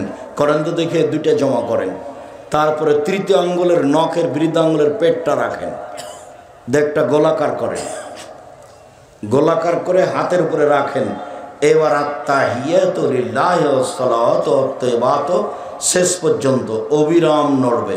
আপনার চোখের দৃষ্টিটা আঙ্গুলের উপরে থাকবে। যতবার নড়াচ্ছেন ততবার আপনি শয়তানকে আঘাত করছেন। একবার বলতে হবে ইল্লাল্লাহর সমাতে আঙ্গুলটা উঠাতে হবে, এই কথা মিথ্যে, জাল জয় ভুয়া হাদিস দ্বারা প্রমাণিত নয়। অবিরাম নড়বে, এটাই ঠিক। এরপরে দুরুদে ইব্রাহিম, এরপরে দোয়ায়ে মাসুরা, এরপরে আপনার যেটা ভালো লাগে। দুরুদে ইব্রাহিমের পরে যে দোয়া আপনাকে ভালো লাগে, সেটা কোরআনের হোক, সেটা হাদিসের হোক, আপনি বলতে থাকেন। আমার পক্ষ থেকে একটা পরামর্শ থেকেছে যে আপনার শেষ দোয়াটা যেন হয় রব্বির হামহুমা কামা রাব্বায়ানি সাগীরা। হে আমার প্রতিপালক, তুমি আমার বাপ মাকে দেখো, আমার বাপ মা বাল্য অবস্থা আমাকে যেভাবে দেখেছি। এখানে আর একটা পরামর্শ আপনার কাছে থেকে গেছে, সেটা হলো এই দোয়াটা যেন আপনি বলতে পারেন নিয়মিত। সেই জন্য 2 রাকাত সালাত আদায় করে আল্লাহকে বলবেন, আল্লাহ আমি যেন এই দোয়াটা আমার বাপ মায়ের নামে প্রত্যেক দিন সালাম ফেরার পূর্বে পড়তে পারি, এই তৌফিকটা তুমি আমাকে দাও। আমি মনে হয় বুঝাতে পারিনি। 2 রাকাত সালাত আদায় করবেন কেন? এই দোয়াটা যেন নিয়মিত পড়তে পারেন, এই দাবিটা পেশ করার জন্য আল্লাহর কাছে। এটা ভুলবেন না কোনো সময়। বাপের জমি জায়গা ভোগ করছেন, কি করলেন তার জন্য? কি করেছেন? বাড়িঘর তার, জমি জায়গা তার, সব কিছু তার, ভোগ করছেন, তার জন্য তো আপনি কিছু করতে পারলেন না। জি, একাধিক সহিহ হাদিস হাত তুলে দোয়া করার 35টা হাদিস আছে। এই যে বই আছে স্টেজে, হাত তুলে দোয়া করার 35টা হাদিস আছে। 16টা স্থান আছে কোথায় কোথায় হাত তুলে দোয়া করবে। হাত তুলে দোয়া করা ব্যক্তিগত ব্যাপার। নামাজের মধ্যে সবাই মিলে হাত তুলে দোয়া করলো যে নবীকে অপমান করলো সে। নামাজের পরে সবাই মিলে হাত তুলে দোয়া করলো যে সে যত বড়ই হুজুর হোক না কেন, সে রাসূলকে অপমান করেছে। ঈদের মাঠে সবাই মিলে হাত তুলে দোয়া করেছে যে সে রাসূলকে অপমান করেছে। সভা সমিতির পরে, এরকম বৈঠকের পরে, বিবাহের বৈঠকের পরে সবাই মিলে হাত তুলে দোয়া করেছে যে সে রাসূলকে অপমান করেছে। হাত তুলে দোয়া করে ব্যক্তিগত ব্যাপার। আপনার বাপের কবরের কাছে গিয়ে হাত তুলে দোয়া করে কি বলবেন আপনি? আপনার ব্যাপার। কান্নাকাটি করে 2টা কথা আপনি বলেন, আর একজন পাশে থাকলে আপনি কান্নাকাটি করতে পারবেন না, কেমন কেমন লাগবে। আপনার বাপের।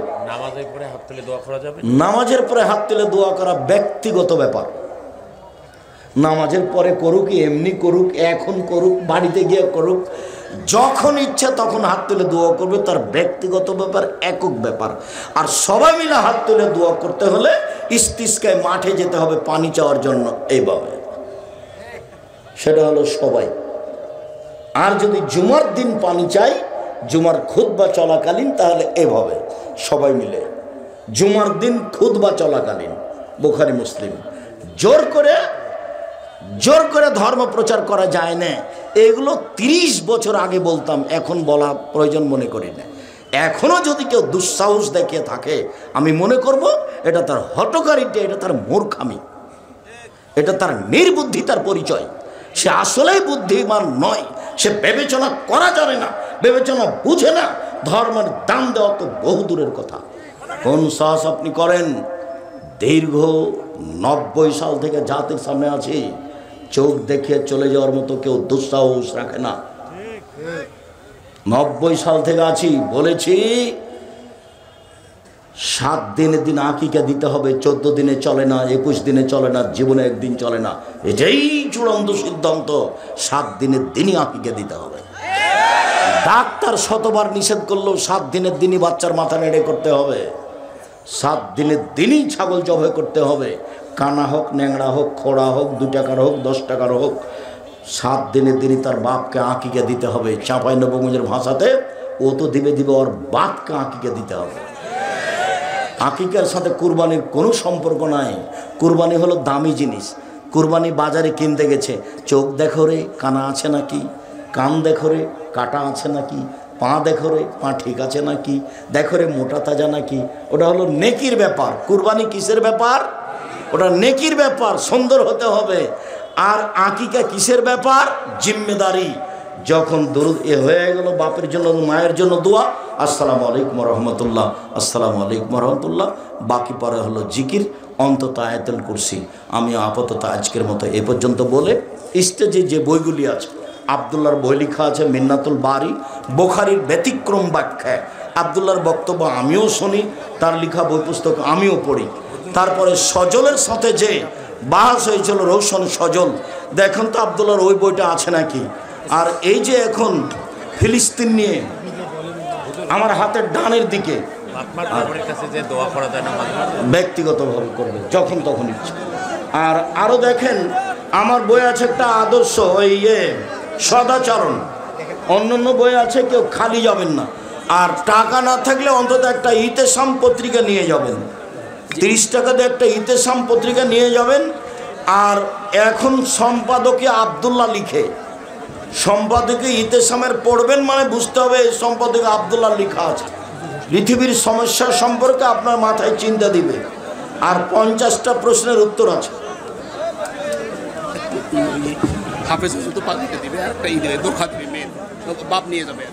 ঠিক আছে, আপনাদের এই প্রতিষ্ঠান থেকে 3টে ছেলে হিফজ শেষ করেছে, ওই একটা ছেলে 3টে মেয়ে, মোট 4 জন হিফজ শেষ করেছে। প্রতিষ্ঠানের পক্ষ থেকে তাদের জন্য পাগড়ি এবং মেয়েদের জন্য পোশাকের ব্যবস্থা আছে।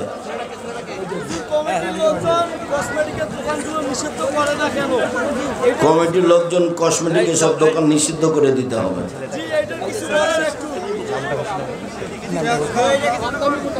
জি, আমি কিছু প্রশ্নের উত্তর দিচ্ছি। হ্যাঁ বলেন। পিতা মোহাম্মদ মুমতাজ আলী,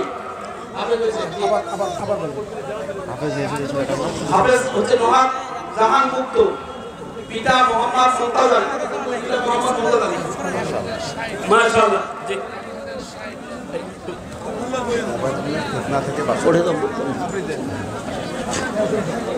জি, আপনারা যে যেখানে আছেন একটু দাঁড়ান, রাত অনেক হয়েছে, আমাদেরকেও ফিরে যেতে হবে, আমরা ব্যস্ত হয়েছি। হাতের ডানে এসে সবাই বই পুস্তক নেবেন। আলহামদুলিল্লাহ, নাম তাহমিনা জান্নাত খুশি, বাবার নাম মুর্শিদ আলম।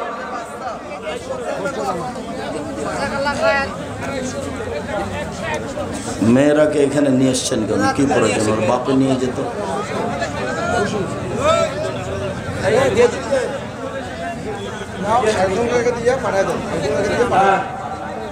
নাম তিনটা বলে শেষ করুন তো আপনি। উম্মে রুবাইয়া জান্নাতি, পিতার নাম হাবিবুর রহমান, আর একজন সানজিদা আক্তার জান্নাতি, সিরাজুল ইসলাম। একটা ঠিকানা হচ্ছে জলঢাকা, আর উম্মে রুবাইয়া, পিতা হাবিবুর রহমান, আর জলঢাকা নীলফামারী।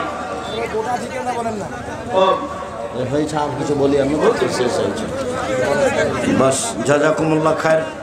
মেয়েদের আল্লাহ কবুল করো, তারা যেন হিফজ বহাল রাখতে পারে এবং সে অনুযায়ী আমল করতে পারে, আমরা দোয়া করি তাদের জন্য।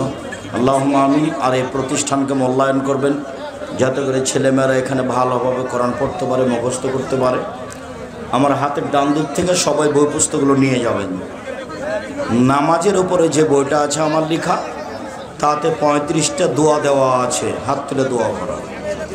16টা স্থান আছে। আর অন্যান্য বই যেটা দোয়ার আছে, আব্দুল্লাহর বইগুলি আছে কিনা দেখেন। আর এটা তো বৃহত্তর রংপুর। বৃহত্তর রংপুরের এক মহিলা বহুদিন পূর্বে লিখেছিল অবরোধবাসিনী, মানে বেগম রোকেয়া। তো এখন রংপুরেরই আর এক মহিলা লিখেছে কেন হব অবরোধবাসিনী। আমরা তো অবরোধবাসিনী নই, আমরা তো প্রয়োজনে হাটে বাজারে যাই, আমরা তো শ্বশুর বাড়ি যাই, আমরা তো মায়ের বাড়ি যাই, আমরা তো যেতে পারি, তো অবরোধবাসিনী হলাম কীভাবে? বিস্তারিত লেখা আছে এবং তার ভুলগুলো খুব শক্ত করে ধরা আছে। সেটা হলো কেন হব অবরোধবাসিনী, অবশ্যই দেখবেন। ওটা আব্দুল্লাহ আম্মা লিখেছে। বর্তমান মোবাইল ফোনের ফিতনা থেকে বাঁচার উপায় কি? মোবাইল ব্যবহার করবা না। আমি জামিয়া সালাফিয়ার একটা কথা ছুটে গেছে। জামিয়া সালাফিয়ার ভর্তির তারিখ হলো 1 জানুয়ারি। ডিসেম্বরে ফর্ম নিতে হয়। দেশের সবচেয়ে বড় প্রতিষ্ঠান, দেশ বিদেশের শিক্ষক আছেন সেখানে, দেশ বিদেশের শিক্ষক আছেন সেখানে। দেশের সর্ববৃহৎ প্রতিষ্ঠান। শিক্ষক সংখ্যায়, শিক্ষক গুণে, ছাত্র সংখ্যায় প্রায় 2000 ছেলে মেয়ে পড়াশোনা করে। ফর্ম হয় ডিসেম্বরে, ভর্তি হয় 1 জানুয়ারি। হযরত মুহাম্মদ সাল্লাল্লাহু আলাইহি সাল্লামের বাবা কি এখনো জাহান্নামে আছে? জাহান্নামে তো কেউ যায়নি, আছে কি করে? যাবে কিনা সেটা তুমি বলতে পারো। তার বাপের জন্য ক্ষমার অনুমতি হয়নি, মায়ের জন্য ক্ষমার অনুমতি হয়নি। বিবরণে বোঝাই যায় জাহান্নামে যাবে। সালাতের দেরি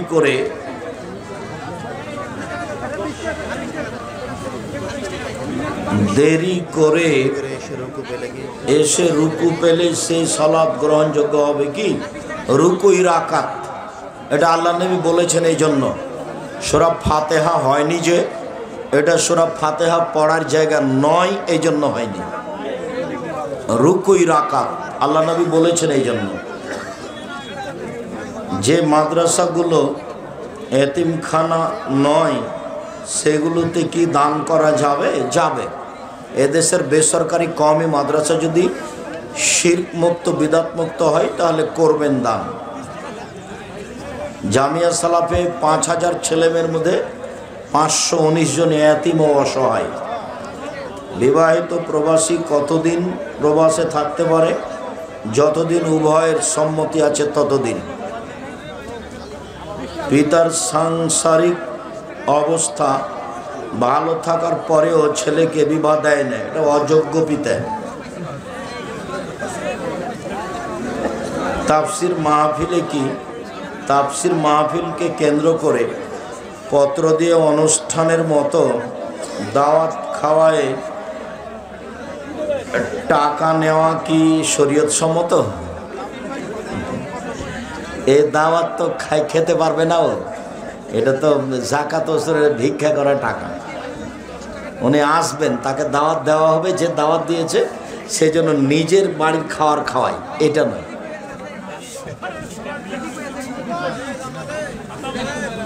মসজিদের নিচে পুরুষ, মসজিদের উপরে মহিলা সালাত আদায় করতে পারে, কোনো সমস্যা নেই। হিংসা থেকে বাঁচার উপায় কি? খুব ভালো কথা বলেছো তুমি। হিংসা থেকে বাঁচা খুব কঠিন। মনটা খোলা রাখবে।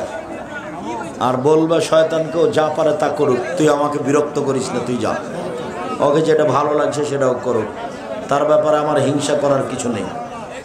শয়তানকে বলবো। জান্নাত যাওয়ার সহজ আমল কি? ওই যে সূরা ইখলাস 3 বার পড়া, আয়াতুল কুরসি পড়া। মানুষ আমার উপর জুলুম করে, আমার জমির আইল ঠেলে একজন ইমানদার লোক, এই হিসেবে আমার করণীয় কি? ও ইমানদার নয়, ও হলো জালেম।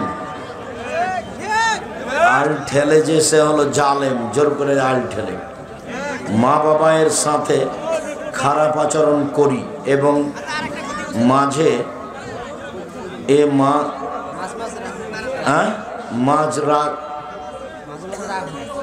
মাঝে রাগ হয়, এগুলো থেকে বাঁচতে চাই কিন্তু পারতেছি না। চেষ্টা করো, দোয়া করো, বাঁচতেই হবে। সাবধান, তোমার মায়ের ব্যাপারে আর মুখ খুলবে না কোনোদিন। চুপ থাকো, বিষের মতো মনে হলেও। সব সময় রিজিকের টেনশন থাকি, বলবা যে আলহামদুলিল্লাহ, যা আছে আলহামদুলিল্লাহ, তাহলে তোমার টেনশন কমে যাবে। যা আছে আলহামদুলিল্লাহ। আর টেনশন কমানোর জন্য একটা দোয়া আছে, আল্লাহুম্মা আউযু বিকা মিনাল হাম্মি ওয়াল হুজনি ওয়াল আজজি ওয়াল কাসলি ওয়াল জুবনি ওয়াল বুখল ওয়া গালাবাতিদ দাইনি ওয়া কাহরির রিজাল। এটা বলবে। আমি যৌতুক নিয়ে বিয়ে করেছি, আপনার ওয়াজ শুনেছি, যৌতুকের টাকা তাড়াতাড়ি ফেরত দিতে হবে। আমি যৌতুকের টাকা ফেরত দিতে গেছিলাম, আমার শ্বশুর শাশুড়ি টাকা ফেরত নেয় নাই, বলছে ওই টাকা দিয়ে ব্যবসা করতে। আচ্ছা তুমি চেষ্টা করো। তো প্রথমেই তোমার ভুল হয়েছে। না না, খুশি হয়ে বলছে মোটর সাইকেল দিয়েছে, ফকিরকে দেয় না খুঁটির সাহেব, খুশি না, ওগুলো কথা না। এই যে আব্দুল্লাহ, আব্দুর রহমান, আব্দুর রহিম আছে, ওর শ্বশুরেরা 7 করে একটা ঘড়ি দিব, এই কথা বলুক তো দেখি আমাকে, যে 7 করে একটা ঘড়ি দিব। তারা তো দেশ বিদেশ থেকে উচ্চ শিক্ষা অর্জন করে এসেছে, আলহামদুলিল্লাহ। তো একটা ঘড়ি দেওয়ার 7 করুক দেখি। মুসলমানদের সবচেয়ে বড় পরিচয় কি? আহলে হাদিস, হানাফি, মুসলিম। মুসলিম আহলে হাদিস, মুসলিম সালাফি। আহলে হাদিস বলা তো সহজ নয়। যে কাদিয়ানি সেও বলে মুসলিম, যে শিয়া সেও বলে মুসলিম। যখন সালাফি শব্দ হয় তখন কঠিন হয়ে যায়, যখন আহলে হাদিস শব্দ হয় তখন কঠিন হয়ে যায়। বর্তমান সাধারণ মানুষের চেয়ে অনেক আলেম মাওলানা গীবত করে, একবারে খোলা মাঠে বক্তব্য গীবত করছে। গীবতী হুজুরের ছাড় নেই, হুজুর গেছে। আমি এমন মানুষকে কোনোদিন আলেম বলিনি, বলবও না। আহলে হাদিস ব্যতীত কি কোনো ব্যক্তি জান্নাতে প্রবেশ করবে না? জান্নাতে প্রবেশ না করা আল্লাহর হাতের ব্যাপার। নিজেকে চেষ্টা করতে হবে, আমি ভালো আমল করছি বা করব। সফরে থাকা অবস্থায় গোসল ফরজ হলে পানির ব্যবস্থা না থাকলে তায়াম্মুম করো। আসসালামু আলাইকুম। মাহফিল নামে ছোট ছোট বাচ্চাদেরকে নিয়ে যে টাকা আদায় করছে, এভাবে টাকা আদায় করা হারাম। ওভাবে গাড়ি ঠেকে টাকা আদায় করবে কেন? নিজেরা টাকা উঠিয়ে করতে পারবে, না হলে বাদ দিবে।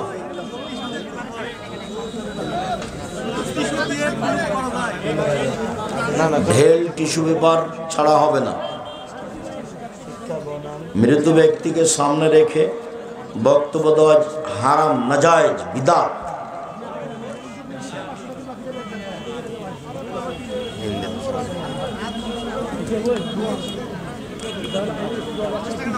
বন্ধকি জমি চাষাবাদ করে খেলে কি হালাল হবে? বন্ধক হারাম। লিজ জায়েজ, লিজ জায়েজ, খেয়ে শেষ। ভাড়া জায়েজ। কোনো ব্যক্তি মৃত্যুবরণ করলে মাইকে এলান করা যাবে না। আমাদের এদিকে মাহফিলের কমিটি কসমেটিক দোকান নিষিদ্ধ করে না, করতে হবে। আমাদেরও করতে হবে। মৃত ব্যক্তিকে কোন দিক দিয়ে নামাতে হবে? যেদিকে পা থাকে সেদিক দিয়ে, যেদিকে পা থাকে সেদিক দিয়ে, দক্ষিণ দিক দিয়ে। ইবলিস আল্লাহ তাআলা লম্বা করে লিখেছেন তো সেই জন্য পড়া হলো না। হুজুর রাসূল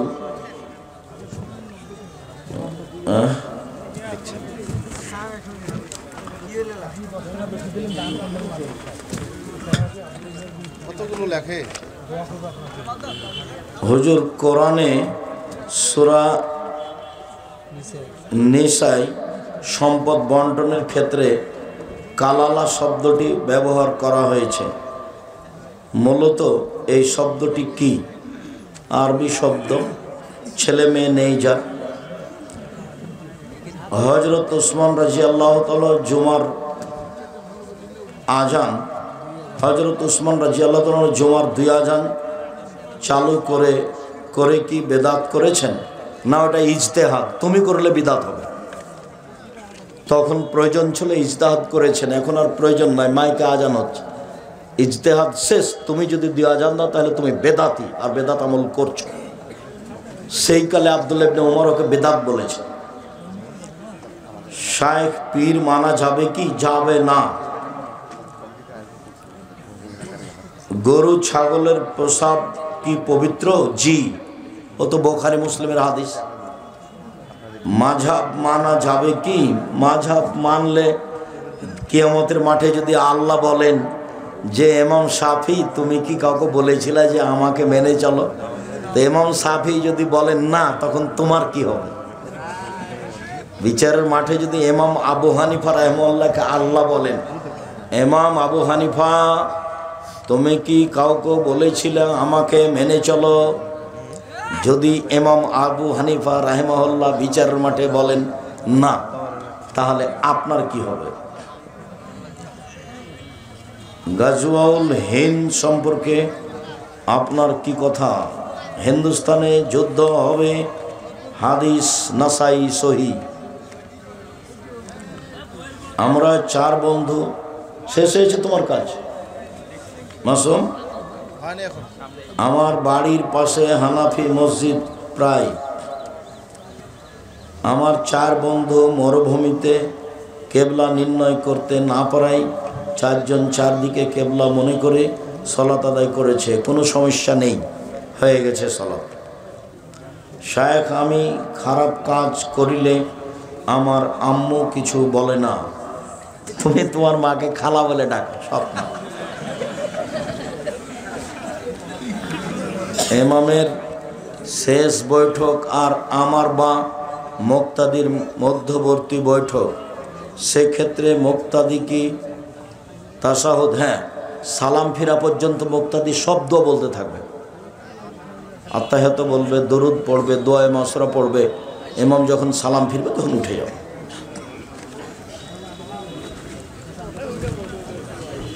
দিবারাত্রিতে 12 রাকাত সুন্নাত সালাত আদায়ের যে ফজিলত আছে, সে থেকে সব ওক্তে মসজিদের জামাতের সহিত ফরজ সালাত আদায় করা কি বাধ্যতামূলক? জি, ফরজ পড়তেই হবে, তারপরে সুন্নাত মসজিদে গিয়ে। আসসালামু আলাইকুম হুজুর, জুমার দিনে জুমার সালাতের আগে ও পরে সুন্নাত বা নফল কত রাকাত? অন্তত 4 রাকাত, অন্তত 2 রাকাত, পরে 4 রাকাত, আর আগে অন্তত 2 রাকাত, বেশি যে যত পারে। সফররত অবস্থায় কসর কি করতেই হবে? করা উত্তম। হুজুর 4 রাকাত নামাজে আমি 3য় রাকাত পেয়েছি, ইমাম সালাম ফেরানোর পর তুমি আরেক রাকাতে সূরা ফাতিহা মিলাবা, বাকি 2 রাকাত শুধু সূরা ফাতিহা। রুকু থেকে উঠে গেলে, আত্তাহিয়া থেকে উঠে গেলে বা রাকাতের কম অবস্থা হলে সহজ সিজদা। মাহফিল কমিটির পক্ষ থেকে যে মার্কেটের ব্যবস্থা, 2 হাত দিতে মুসাফা করলে কি মানুষ মুশরিকা হয়ে যায়? দুই হাত দিয়ে মুসাফা করলে বেদাত হবে, মুশরিক হবে কেন?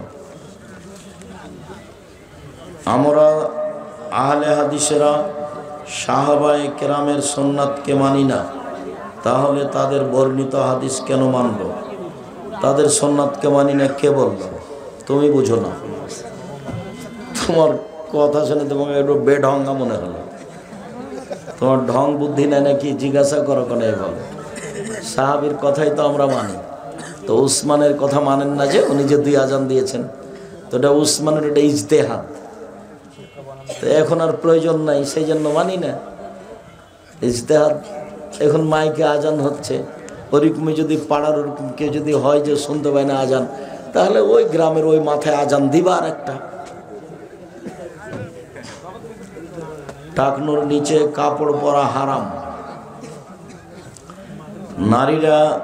নারীরা কুকুরের মতো করে সিজদা দেয়। সিজদা পুরুষ নারী একই, বুকের নিচে ফাঁকা থাকবে, নারী পুরুষ একই হুকুম। এই কথাটা ওই সিজদার সময় বলতে হতো, তাড়াহুড়ার করে ছেড়ে দিয়েছে। তাবিজ ব্যবহার করা যাবে কি? কাবিরা গুনাহ, তাবিজ ব্যবহার করা যাবে না। বিয়ে করার সমর্থ আছে, খাওয়ারও সমর্থ আছে, তবু বিয়ে করে না, এটা নোংরামি। কার সাথে কার বিয়ে হবে এটা 50,000 বছর আগে লেখা আছে, এটাই ঠিক, ওইভাবেই তোমাকে আগাতে হবে। সুদখোরের বাড়িতে মাদ্রাসার ছাত্র জাগির বা লজিং খেলে কি গুনাহের অংশীদার হবে? হ্যাঁ হবে। শায়েখ জামাত করা যাবে কি? শায়েখ আসসালামু আলাইকুম, শায়েখ ঘোড়ার গোশত খাওয়া যাবে? রুচি হলে খাও। আসসালামু আলাইকুম, বেদাতি প্রতিষ্ঠানে দান করা যাবে কি? না, বেদাতির প্রতিষ্ঠানে দান করা যাবে না। আমাদের এলাকার হুজুর তাবিজ বিক্রি করে, ওর পিছনে সলাত হবে না। শায়েখ শুক্রিয়া, জাজাকুমুল্লাহ খায়ের। আল্লাহ আমাদের যারা মারা গেছে তুমি তাদের কবরের শাস্তি মাফ করো। আমরা যারা অসুস্থ তুমি তাদের আরোগ্য দান করো। আমরা যারা বেঁচে আছি তুমি তাদেরকে তোমার রাসূলের পদ্ধতি নিয়ে চলার তৌফিক দান করো। ভিতরের সালাত একের হাদিসের সংখ্যা অনেক বেশি। বই একটা নেও না কেন? সিরিয়াল হাদিস দিয়ে রেখেছি, খালি জিজ্ঞাসা করলেই হবে। সালাতের উপরে সিরিয়াল হাদিস দেওয়া আছে 1 রাকাত ভিতরের, আর 3 রাকাত ভিতরের হাদিস বুখারী মুসলিম, তবে হাদিসের সংখ্যা কম। 1 রাকাত ভিতর নিয়মিত না পড়লে অধিক দিন পড়াই ভালো। শুকরিয়া। ভিতরের সালাত কত রাকাত পড়া ভালো?